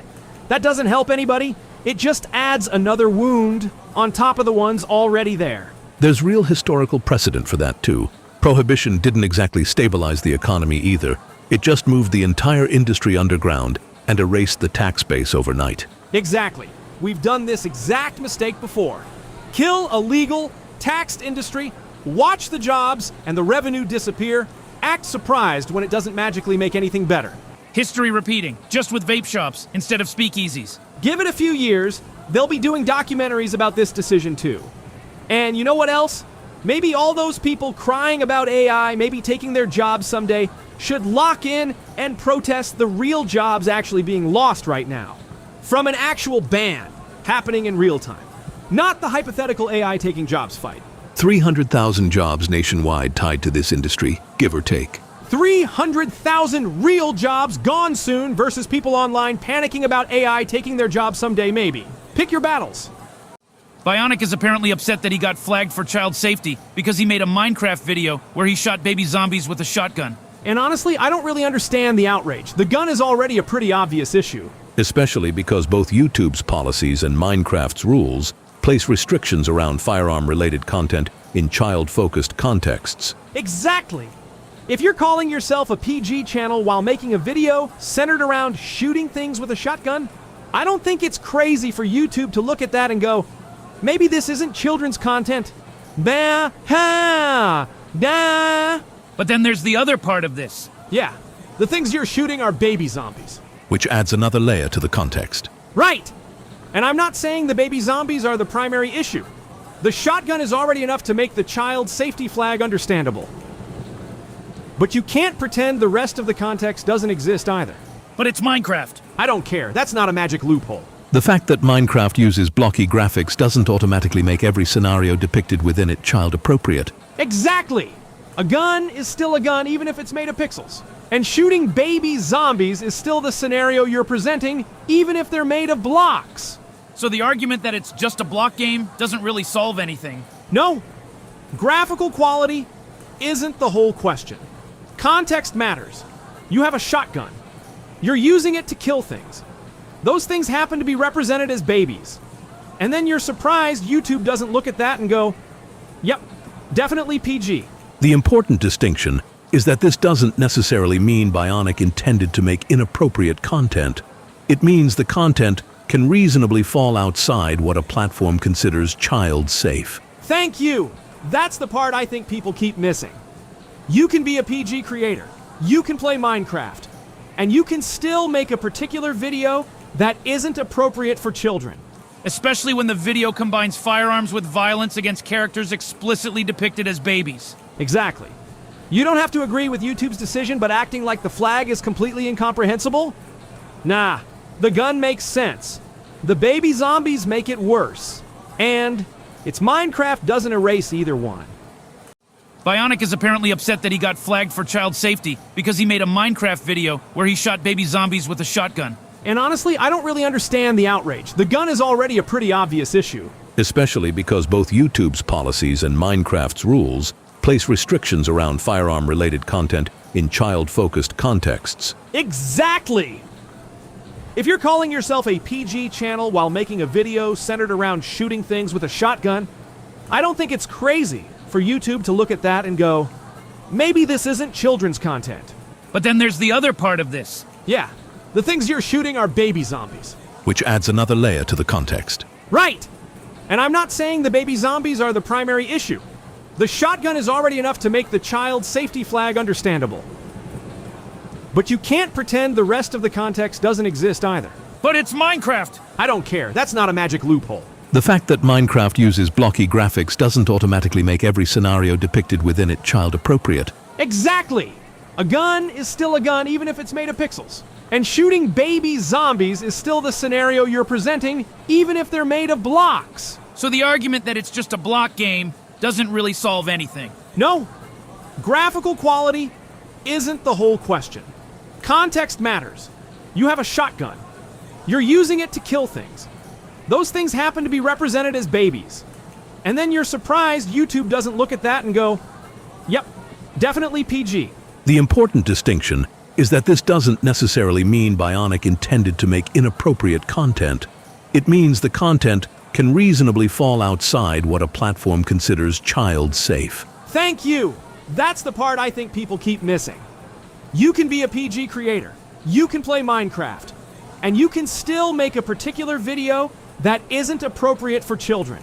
Especially when the video combines firearms with violence against characters explicitly depicted as babies. Exactly. You don't have to agree with YouTube's decision, but acting like the flag is completely incomprehensible? Nah, the gun makes sense. The baby zombies make it worse. And it's Minecraft doesn't erase either one. Okay, we just beat Duskfade, and we genuinely loved it right up until the last section. What went wrong? Nothing wrong with most of it. Movement's great, world's gorgeous. I want more of this game, honestly. But whoever decided the final boss should hit like a Kingdom Hearts secret boss should be taken out back and given a good beating. That's actually not just you. Multiple reviews flagged the exact same thing. The final boss ramps up hard compared to the rest of the fights. Right? Every other boss in the game, learn the pattern. Survive, done. Fair fights, well-designed, genuinely fun. Then the final boss shows up and decides it's a completely different game. And that's not even the part that got you the most. No, because right after that fight, they hit you with a checkpointless platforming section straight out of Super Meat Boy. After the hardest fight in the game, no breathing room, no save point, just vibes and prayers. That's a rough design choice to end on, honestly.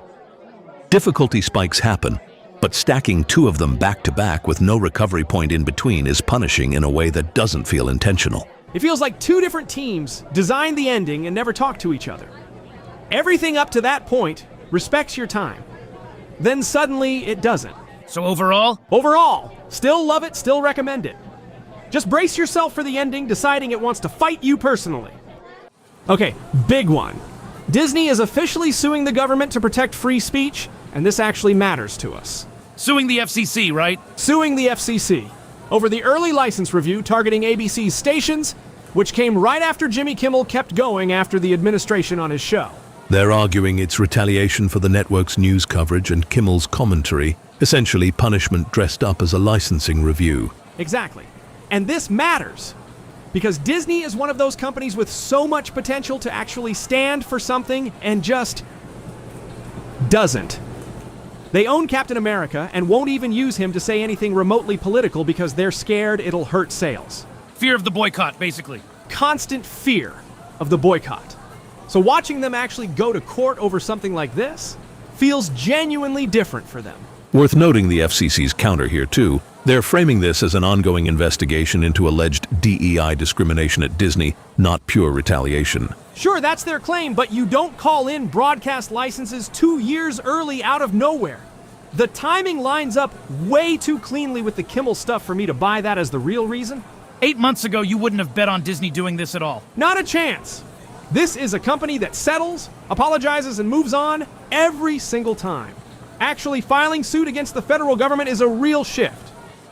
Okay, real quick, genuine thank you to everyone slapping no AI in their video titles. That's oddly sincere for you. It is sincere. It makes my life easier. Instant block, instant, don't recommend this channel to me. Done. You basically labeled yourself for me. So it's less an insult to them and more a filtering system you didn't have to build yourself. Exactly, free labor. They're doing my content moderation for me, one title at a time. Rough way to look at it if you're the guy who wrote no AI thinking it was a badge of honor. Enjoy the badge. Genuinely. Wear it proud. Just know it's also a skip this one sign from where I'm standing. Fighting a fight that's already been decided, essentially. Pretty much. But hey, keep swinging. Somebody's got to lose the war loudly, so let the anti-AI bros scream. Okay, fun fact. That's actually kind of a big deal once you notice it. The MCU basically forgot Peter Parker is a photographer. Feels like a small detail, though. It sounds small, but it's genuinely pivotal in almost every other adaptation. That's not a random hobby they gave him, that's core to the character. It also does something to J. Jonah Jameson without anyone realizing it. Right, because think about why Jameson hires Parker in most versions. It's not just Peter needs a job. Jameson sees a broken kid who needs an opportunity and some actual guidance. So it's more personal than a paycheck. Way more personal. He genuinely likes Peter. He genuinely hates Spider-Man. Those are two separate relationships happening in his head at the same time. And that tension is a huge part of what makes Jameson interesting, instead of just loud guy who yells about a masked menace. He's a legitimately complex character across a lot of the comics because of that exact split. And cut the photography job. You don't just lose a fun little Easter egg. You lose the entire mechanism that makes that relationship work. There's no reason for Jameson to know Peter at all anymore, let alone actually care about him underneath the yelling. So it's not one missing detail, it's a domino that takes out a whole character dynamic with it. Exactly. That's the part that gets me. Removing one job removes a whole piece of Spider-Man mythos and flattens one of his best supporting characters at the same time. Okay, favorite activity, controversial one. Reporting kids' YouTube channels, then watching people get mad at me for harassing kids. People actually come at you for that? Constantly. And it's not harassment, it's literally the thing everybody claims they care about. Let's actually break it down. Go ahead. First, kids running their own channels is against YouTube's own terms of service. That's not my opinion, that's the actual rule. And practically speaking, channels run by minors scare advertisers away from the platform, which means less ad money circulating for actual working creators. So there's a real economic angle to it too, not just a safety one. There is, but the safety angle's the bigger one, honestly. These are children, potentially interacting with anyone in a comment section. Any adult, any stranger, with zero actual vetting. And even setting aside the worst-case scenario, there's a broader issue with kids posting unsupervised content publicly at all. Location details, routines, patterns, all the stuff that makes a child an easier target. Exactly. That's genuinely how kids get found by people who shouldn't be finding them. And it drives me crazy because the same internet that screams, rightfully, about Roblox predators will turn around and fight against actual protections, like age verification laws, the second those protections inconvenience them, even slightly. So the outrage is selective on the effort required, not on the actual concern. Exactly that. Protecting kids takes real work, real sacrifice, sometimes real inconvenience. You don't get to want the outcome and skip the part where it costs you something. Selective outrage. Completely selective. If you actually care about protecting kids online, be consistent about it. Report the channel. That's not cruelty, that's the bare minimum. Okay, I think it's time we put the Kingdom Hearts leaving Disney rumors to bed. That was a real possibility for a while. People were genuinely worried about that. For good reason, honestly. Things got cold between Square and Disney, especially around the KH3 era. Disney wanting more billing, more control, that whole thing. There was a stretch where the partnership genuinely looked shaky. Right, so the fear wasn't baseless. But that clearly flipped, because Disney themselves just called Kingdom Hearts a billion-dollar franchise. Their own words at D23 for the 25th anniversary. That's Disney admitting the thing makes real money. Which changes everything. Disney doesn't walk away from a billion-dollar anything. The second they actually recognize the scale of it, all that maybe they'll pull the characters talk basically evaporated. Follow the money, and the money says this partnership isn't going anywhere. Exactly. Rumors put to bed. Disney's not giving this up now that they know what they're sitting on. Okay, wild history fact, and honestly this feels like a scene Lin-Manuel Miranda straight up missed. Alexander Hamilton had one of the first ever reported UFO sightings, and it specifically involved a UFO stealing a cow.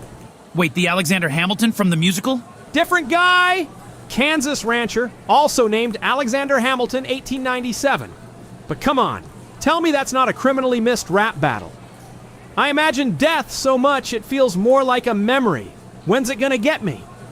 And then a cow just gets abducted by a spaceship. This Hamilton was a former state legislator and justice of the peace for what it's worth. Respected guy, not some random. Right. Cigar-shaped airship, 300 feet long, hovers right over his cattle pen at night. 6 weird beings visible inside. And the ship just snatches one of his heifers clean out of the fence. Did anybody else see it? His whole family, plus a hired hand, and he got 11 prominent locals to notarize an affidavit backing him up. Sheriff, banker, doctor, the works. The usual debunking is that he belonged to a local liars club and later admitted it was a hoax. Though even that confession's disputed, some research argues that letter reads more like sarcasm than an actual admission. Which just makes it funnier to me. Somewhere there's an alternate universe where this guy gets a whole "the room where it happened" style number. Except the room is a cow field, and the reveal is aliens. I was in the room where it happened. The room where it happened. And then my cow got yoinked. Broadway missed the most American twist possible. Founding era energy farm animal abduction, nobody wrote the song. Okay, robot news. FCC just banned imports of foreign-made humanoid robots, basically aimed straight at China. Amazing timing considering how far ahead China is on that front. That's exactly my problem with it. China's sitting on like 85% of the entire humanoid robot market right now. 85%. And this ban specifically targets new imports. Cybersecurity concerns, supply chain risk. That's the official reasoning. Sure, and some of that's probably legitimate. But here's what actually worries me. And this is why I linked that article. There's literally a Chinese robot right now that outran Usain Bolt. Like, actually outran him? Not just a marketing claim? Multiple companies, actually. Unitree's got one nicknamed Superman, hitting speeds faster than Bolt's peak. Honor's got one called Lightning that ran an actual 100 meters in 9.32 seconds, beating Bolt's world record time outright. This is happening this week, timed with their robot games in Beijing. That's not hype. That's a legitimate world record for a machine. Right. So we're not talking about a hypothetical gap anymore. We're talking about robots that can physically outrun the fastest human who's ever lived, being built by the country we just decided to stop importing from. So banning the import doesn't touch the actual technology gap. Not even a little. We're not catching up by refusing to look at what they've already built. We're just choosing not to see it up close. Companies like Tesla, Figure, Boston Dynamics are supposedly the ones who benefit domestically from this. Supposedly? Show me the American robot that can do what Superman or Lightning just did on camera. Then we'll talk about who's actually ahead. Okay, we just watched and read I'm Thinking of Ending Things. And I've got a read on it that I haven't seen a lot of people actually land on. Everybody's got a theory on that movie. For sure. But for me, personally, it's fully a story about dementia. The actual deterioration of a brain. Walk me through that. So it's told from her perspective, the girlfriend, whoever she is that day. Name keeps shifting. Memory keeps shifting. But Jake is actually the main character. She's never really the protagonist. She's the lens. That tracks with why she never reacts to anything weird happening around her. Exactly. Nothing phases her because it's not really her experiencing it. It's Jake's memory of what happened, replaying and warping the way memory does when the brain's breaking down. And that would explain the identity slippage too. Names changing, timelines contradicting themselves. That's a pretty accurate depiction of how dementia actually messes with recollection. Right? And even the phone calls fit into that. Those weird interrupting calls throughout the movie, I think that's his brain literally glitching, trying to fill in gaps it can't actually reach anymore.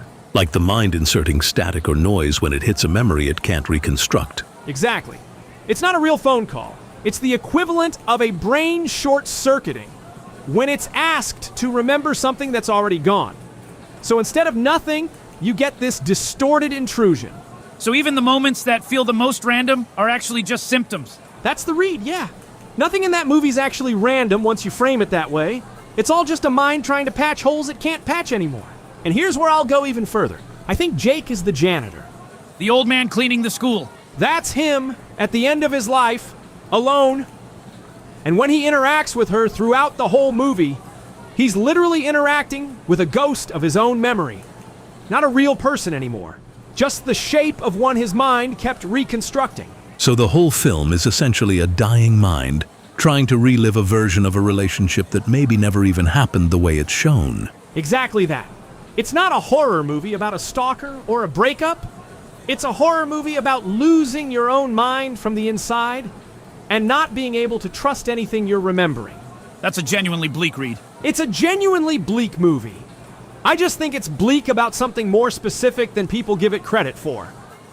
So Ben Death has apparently been spamming our comments begging us to stop using AI. Which is adorable. For context, Ben Death has fewer than 40 subscribers, and, from what you've shown me, one song. And look, I'm not saying that to pretend subscriber count determines whether your opinion matters. It doesn't.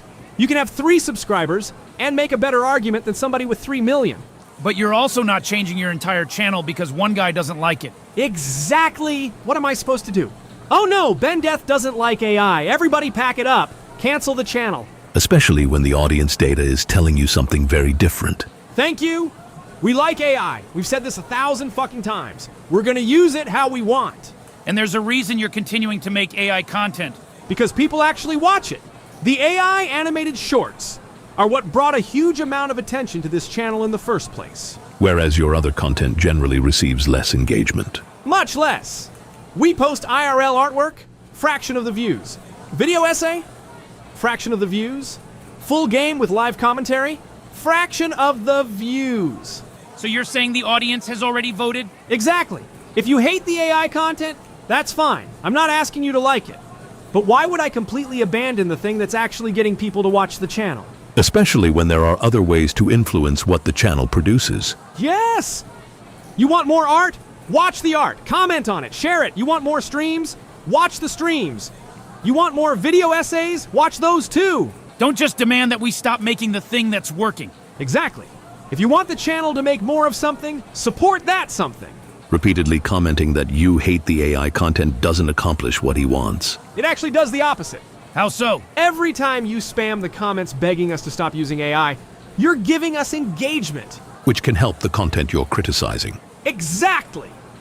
And then you give us something to make fun of for another video, which gets even more engagement. So Ben Death has accidentally created a perpetual motion machine. Dude is literally helping the AI content he hates. That's probably not the outcome he intended. I know! So Ben Death, buddy, I have some advice. Don't waste your time trying to convince us to stop making something we genuinely enjoy and that our audience genuinely watches. If you want to see more of our other content, go watch it. Okay, we just watched The Bride, and it's got us thinking about Frankenstein questions.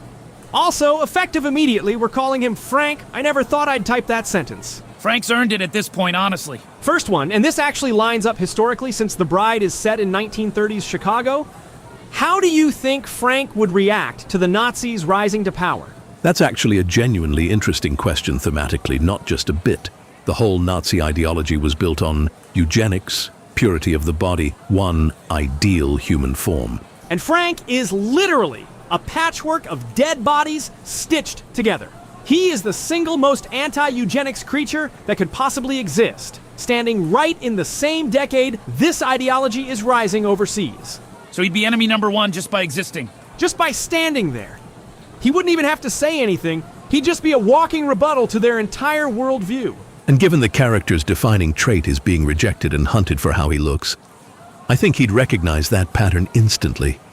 He's already lived that kind of persecution, just from a mob instead of a regime. Which probably makes him furious about it in a very personal way, not abstract. He knows exactly what it's like to be marked as not human enough to deserve basic decency. Okay, question 2, and this one came straight out of watching the movie too. Is he circumcised? Frank's whole body is made of mismatched parts from different corpses. So genuinely, it could go either way, depending on which donor that particular piece came from. Which is somehow the most scientifically consistent answer to an absurd question I've ever had to give. Truly a coin flip built into his own anatomy. Frank contains multitudes, in every sense of the word, apparently. Last one, what are Frank's dirty jokes? Honestly, probably really morbid ones. Something like, I'm the only guy who's had more than one girl's touch on the same night. He'd deliver it completely deadpan too. No idea it's messed up. He'd genuinely think that's just a fun icebreaker. Worst wingman in history and doesn't even know it. The absolute worst. Frank's out here just trying his best. Okay, actually want to do something a little different for a second. We got a comment from a programmer, genuinely middle of the road take on AI. And he kind of called us out for how pro-AI we always come across. Fair question, honestly. It is, and I want to actually be honest instead of doing the bit for a second. We're genuinely pretty middle of the road on AI ourselves. Which isn't the impression the channel usually gives. No, because we play up loving it on purpose. It's kind of a counter to how much anti-AI stuff is out there constantly. We amplify our actual opinion a little to push back against the noise. So the loud, we love AI, we'll use it however we want stuff is real, but turned up. Turned up, yeah. Underneath it, our actual take is what we've said before. It's a tool. Not the be-all, end-all everyone hyping it up wants it to be, but also not the devil everyone screaming about it wants it to be either. Somewhere boring in the middle, basically. Boring and honest, yeah. So next time we're out here engagement baiting somebody who thinks AI is going to end the world, just remember, that's a bit this. Right here's the actual answer. Real talk before we go back to being annoying about it. Exactly. Back to being annoying about it starting now. Okay, something that genuinely gets under my skin. People constantly comparing NFTs to AI. And it shows a real lack of understanding of either one. They get lumped together a lot, yeah. And the only thing they actually have in common is that tech bros hyped both of them at some point. That's it. That's the whole overlap. NFTs weren't even really new technology either. It was existing blockchain tech, repackaged and marketed as something groundbreaking. Right! Dressed up old tech, sold as a get-rich-quick scheme. And people figured that out pretty fast. That's literally why the whole right-click save image meme happened. The entire internet collectively clocked it as a scam in real time. People love throwing that back at you too. You say AI's the future, and somebody goes, yeah, so we're NFTs. And it's just not the same thing. AI's not some speculative asset sitting in a wallet nobody uses. It's already baked into stuff we touch every single day. Microsoft's got it in Windows and Office. Google's got it in Search, in Gmail, in Android. This isn't hype waiting to pop. This is already infrastructure. The comparison mostly works as a soundbite because it's short and it feels clever, not because it holds up under any actual scrutiny. Exactly. It's a 5-second dunk that doesn't survive 5 more seconds of thinking about it. NFTs were a bubble. AI is a utility. Those aren't the same category of thing. So the actual ask is just know the difference before you make the comparison. That's it. Educate yourself before you drop the line. Because right now, it just tells me you don't actually know what either technology is. Okay, quick venting session. YouTube is making us re-upload our Dusk Fade video because apparently it's longer than 15 minutes. That's just called a video, Todd. Right? So, we go do what it says. Verify our account, no problem, easy fix. Except when we go to actually verify our identity, it's already verified. So the system's flagging a problem that, on your end, doesn't actually exist. Doesn't exist. Nothing to fix, nothing pending, just a wall that won't move. This is day 3 of trying to get this thing up. 3 days on one upload. 3 straight days. Just hoping YouTube stops glitching out long enough to let us post it.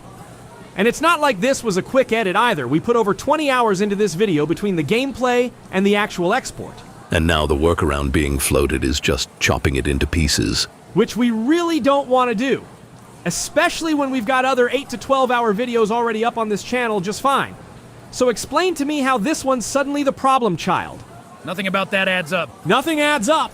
We're just stuck refreshing a broken system and hoping tomorrow's the day it remembers. We already did the thing it's asking us to do. Okay, I want to address something directly. There's been some crying online about YouTubers promoting BetterHelp, calling it a scam. I want to be clear about something. Go ahead. If talking to someone through a service like that actually helps you, it is not a scam. Full stop. That's not how the word works. There is a real documented issue with BetterHelp specifically. For what it's worth, they got hit with a $7.8 million FTC fine for sharing sensitive user data with advertisers without proper consent. Sure. And that's a legitimate privacy criticism. Worth knowing about, worth being cautious over. That's completely different from the service itself being fake or not working. So the data practices are a real complaint. The it's a scam part isn't. Exactly that distinction. A company having bad data policies doesn't mean the actual counseling didn't help real people. Those are 2 separate conversations getting mashed into one. It's also not universally right for everyone. Therapy fit varies a lot person to person, platform to platform. Right, it's not for everybody. No service like that ever is. But that's a completely different statement than, it's a scam. This isn't a honey situation. This isn't NFTs. Those were actual deception, actual smoke and mirrors. So what's the actual line here? Just because you personally don't like a service, or you've got real concerns about how a company handles data, doesn't automatically make the thing itself fraudulent. Those are different arguments, and conflating them does a disservice to anyone who could actually use the help. Okay, I need to vent, and I need people to actually get pissed with me about this. Paramount reportedly canceled a Zuko animated movie, The Red Lotus Origin Story, partly because it was, quote, too dark and political. Too dark for Avatar. Too dark. This is the franchise that opened with a child stopping a war inspired by literal Nazis. A father trying to burn his own son's face off in a firebending duel. Korra, chained up, having poison bent directly into her bloodstream. Someone getting the oxygen air bent straight out of their lungs. And that's not even counting Amon. Amon rose an entire anti-Bender extremist movement, radicalized a whole city in Korra. An extremist organization built on real class resentment, real political rage. They got adapted into an animated kids show, and it worked. Because Avatar never treated its audience like they couldn't handle weight. So this isn't one dark moment they're scared of, it's the whole spine of the franchise. It's the entire spine. Genocide, war trauma, radicalization, torture, all of it. Animated. For kids. And it got a Peabody Award for exactly that. For handling the reality of war honestly, instead of softening it. And Paramount specifically stepped in and told the studio to kill this project. Not creative differences, not a budget note. Paramount itself got scared of the exact thing that makes this franchise legendary. They're not protecting kids. They're protecting a brand from the very substance that built it. Paramount embarrassed of the Peabody. Absolutely embarrassed of it. They are sitting on one of the most fearless, politically honest pieces of animation ever made. And they are scared of their own product. Get mad. I'm mad. You should be mad. You know what I've never understood? People get really uncomfortable with the idea of normalizing taking human life until the conversation becomes the military. Exactly, because to me, a life is a life. Regardless of what uniform they're wearing or what side of a conflict they're standing on, Yes, you can tell me they're the enemy. You can tell me they're a soldier. You can tell me they're fighting for the other side. They're still a fucking person. That's a pretty simple way of looking at it. It really is. I'm not saying self-defense isn't real. I'm not saying countries don't have a right to defend themselves. I'm not saying soldiers are evil for fighting. I'm saying we should never let the language of war make us forget that the people involved are human beings. There's a tendency during war to reduce people to categories. Soldiers become numbers, enemies become targets, and civilians become collateral damage. And that's exactly what bothers me. Because eventually every war ends the same way. How? People talking. Negotiations, treaties, ceasefires, reconstruction, reconciliation. Exactly. Eventually somebody has to sit across a table from somebody else and figure out how the fucking killing stops. Which means the people you spent years calling enemies eventually become people you're negotiating with. Right? And that's why I hate the idea that we should ever get comfortable with killing just because there's a war happening. You might spend years being told those people are monsters, then one day the shooting stops, and suddenly they're just people. History is full of former enemies eventually living alongside one another. And that's the thing I wish people remembered. A life doesn't become worth less because somebody put on a different uniform. You can believe a war is necessary without believing the people you're fighting are somehow less human. Exactly. That's the distinction. I can respect the soldier. I can understand why they're fighting. I can believe their cause is justified. And I can still look at the person on the other side and think, that's somebody's son, somebody's daughter, somebody's parent, somebody's friend. So you're telling me you want a movie version of Spider-Man Turn Off the Dark starring Andrew Garfield? Yes! And I know how insane that sounds.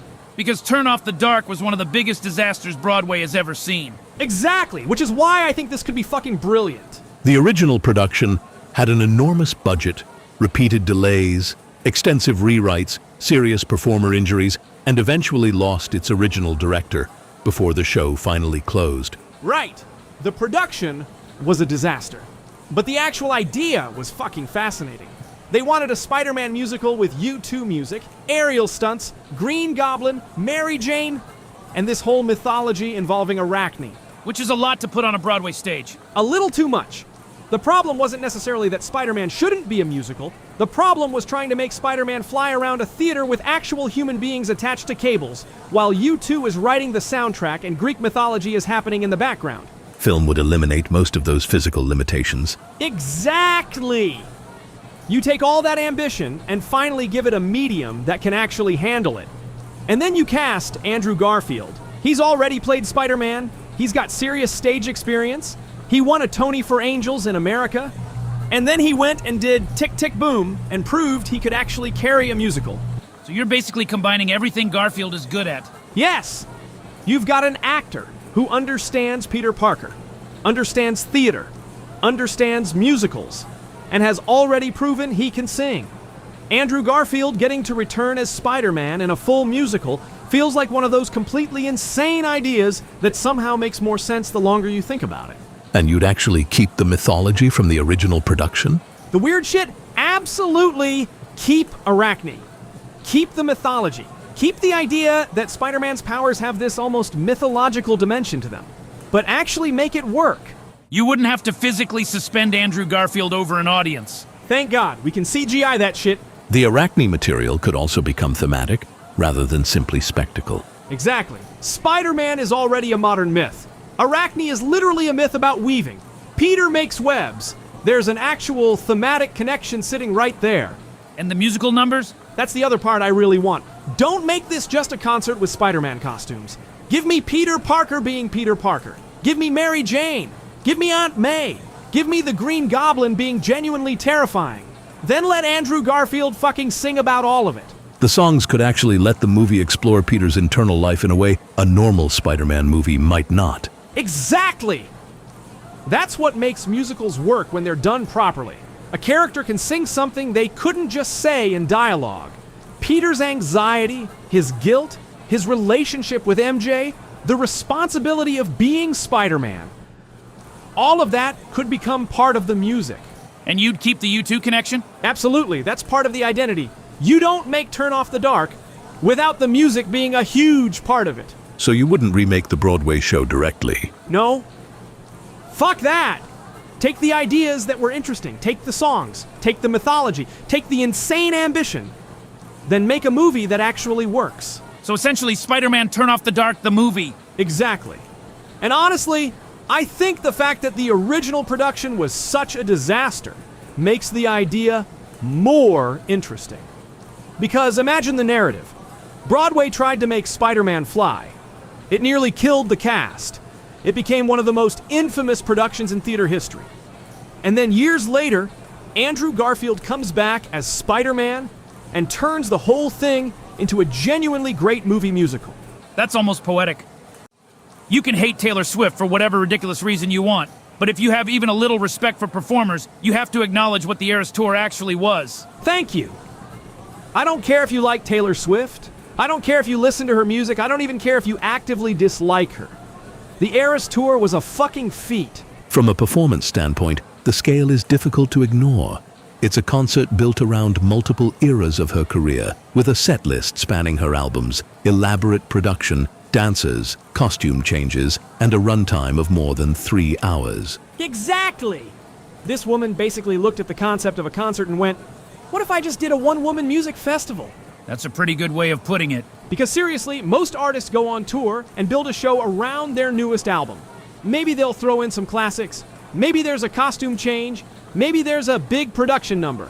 Taylor said, nah, we're doing the entire fucking discography. And the challenge isn't just learning the songs. It's maintaining the physical and vocal demands of a show that long, night after night, while constantly changing staging and presentation. That's what I think people miss. You can hate the music. You can hate the celebrity. You can hate the fandom. You can think she's overrated. But if you watch somebody perform for over 3 hours, move through completely different musical styles, change costumes, work with dancers, interact with enormous sets, and keep the whole thing moving like one giant production, you have to admit that's fucking impressive. Even if you don't enjoy watching it. Exactly. You don't have to enjoy the meal to acknowledge the chef just cooked 17 fucking courses. It's also an unusual kind of endurance. She's not simply performing one long concert. She's essentially moving through different periods of her career and giving each one its own identity. Right? That's why I love the concept so much. It's not just a greatest hits show. It's a fucking museum where the exhibits are alive. That's dramatic. I'm being serious. She basically turned her entire career into the set list and then said, okay, now I'm going to perform this for 3 hours. And repeatedly. And repeatedly. That's the part that really gets me. Anybody can have one insane night. Doing something this physically and logistically demanding over an entire tour is another level entirely. So this isn't really a Taylor Swift argument. Exactly. This is a performer argument. You can hate Taylor Swift, you can think her music sucks, you can think she's overrated, whatever. But if you respect performance as an art form, I don't know how you look at the Eras Tour and don't at least go, okay, that's fucking crazy.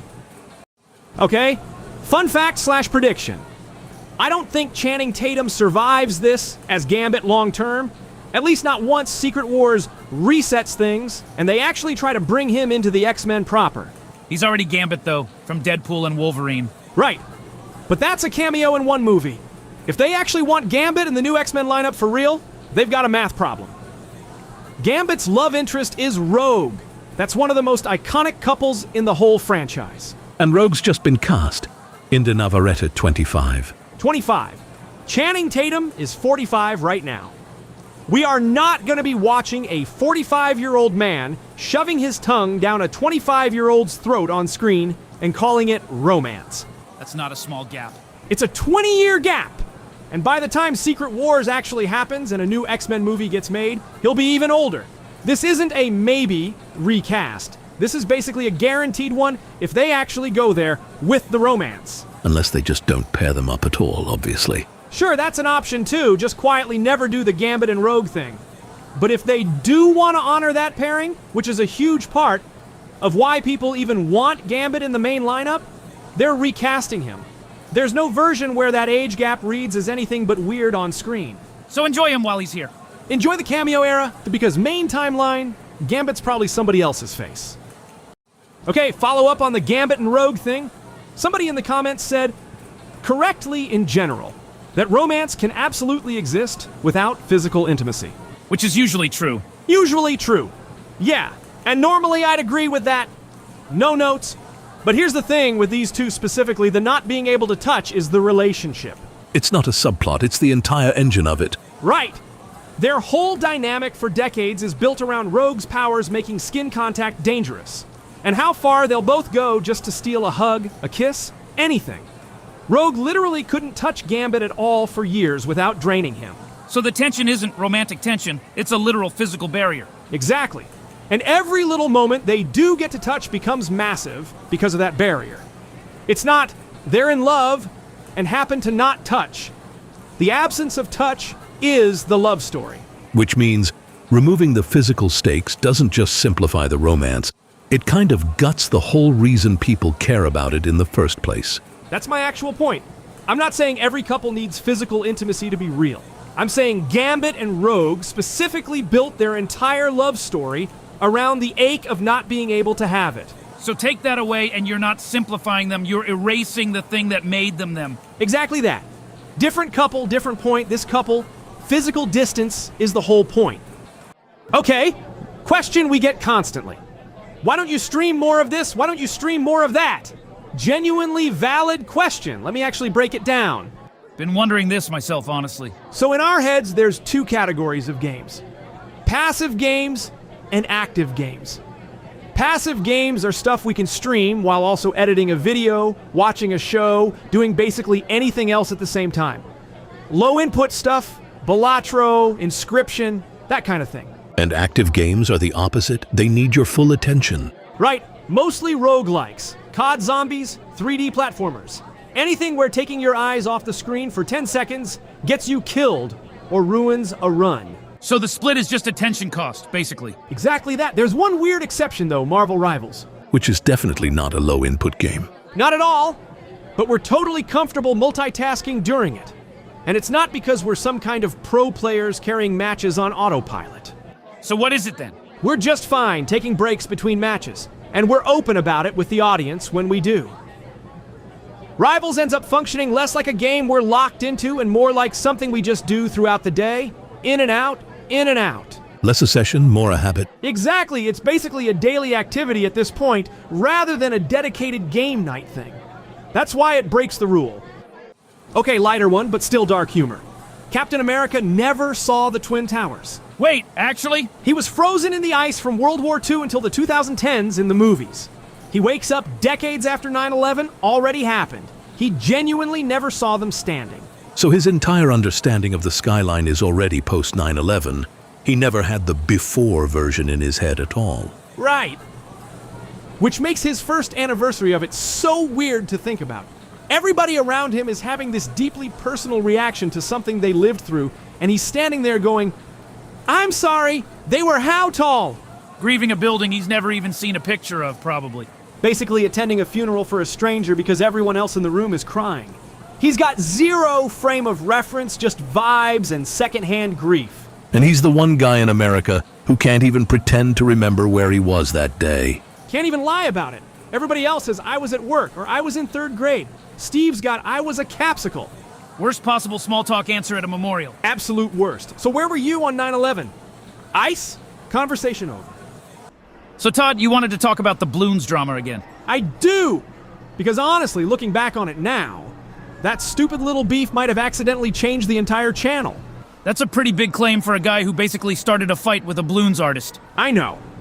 But think about it. We'd been getting pick up a pen clanker comments for ages. People telling us we couldn't draw. People acting like using AI meant we'd never touched a pencil in our lives. And then balloons happened. And then balloons happened. Specifically somebody whose artwork you really did not like telling you that you couldn't make art. Exactly. And look, I'm not gonna sit here and pretend I'm some art god. I'm not. I know my artwork has flaws. I'm constantly learning. But his art was so fucking bad that I genuinely thought, oh, we're doing this? Which is when your usual response kicked in. Put your money where your mouth is. You could have just ignored him. I could have, but why would I? If somebody wants to tell me I can't paint or draw, I'm gonna paint and draw.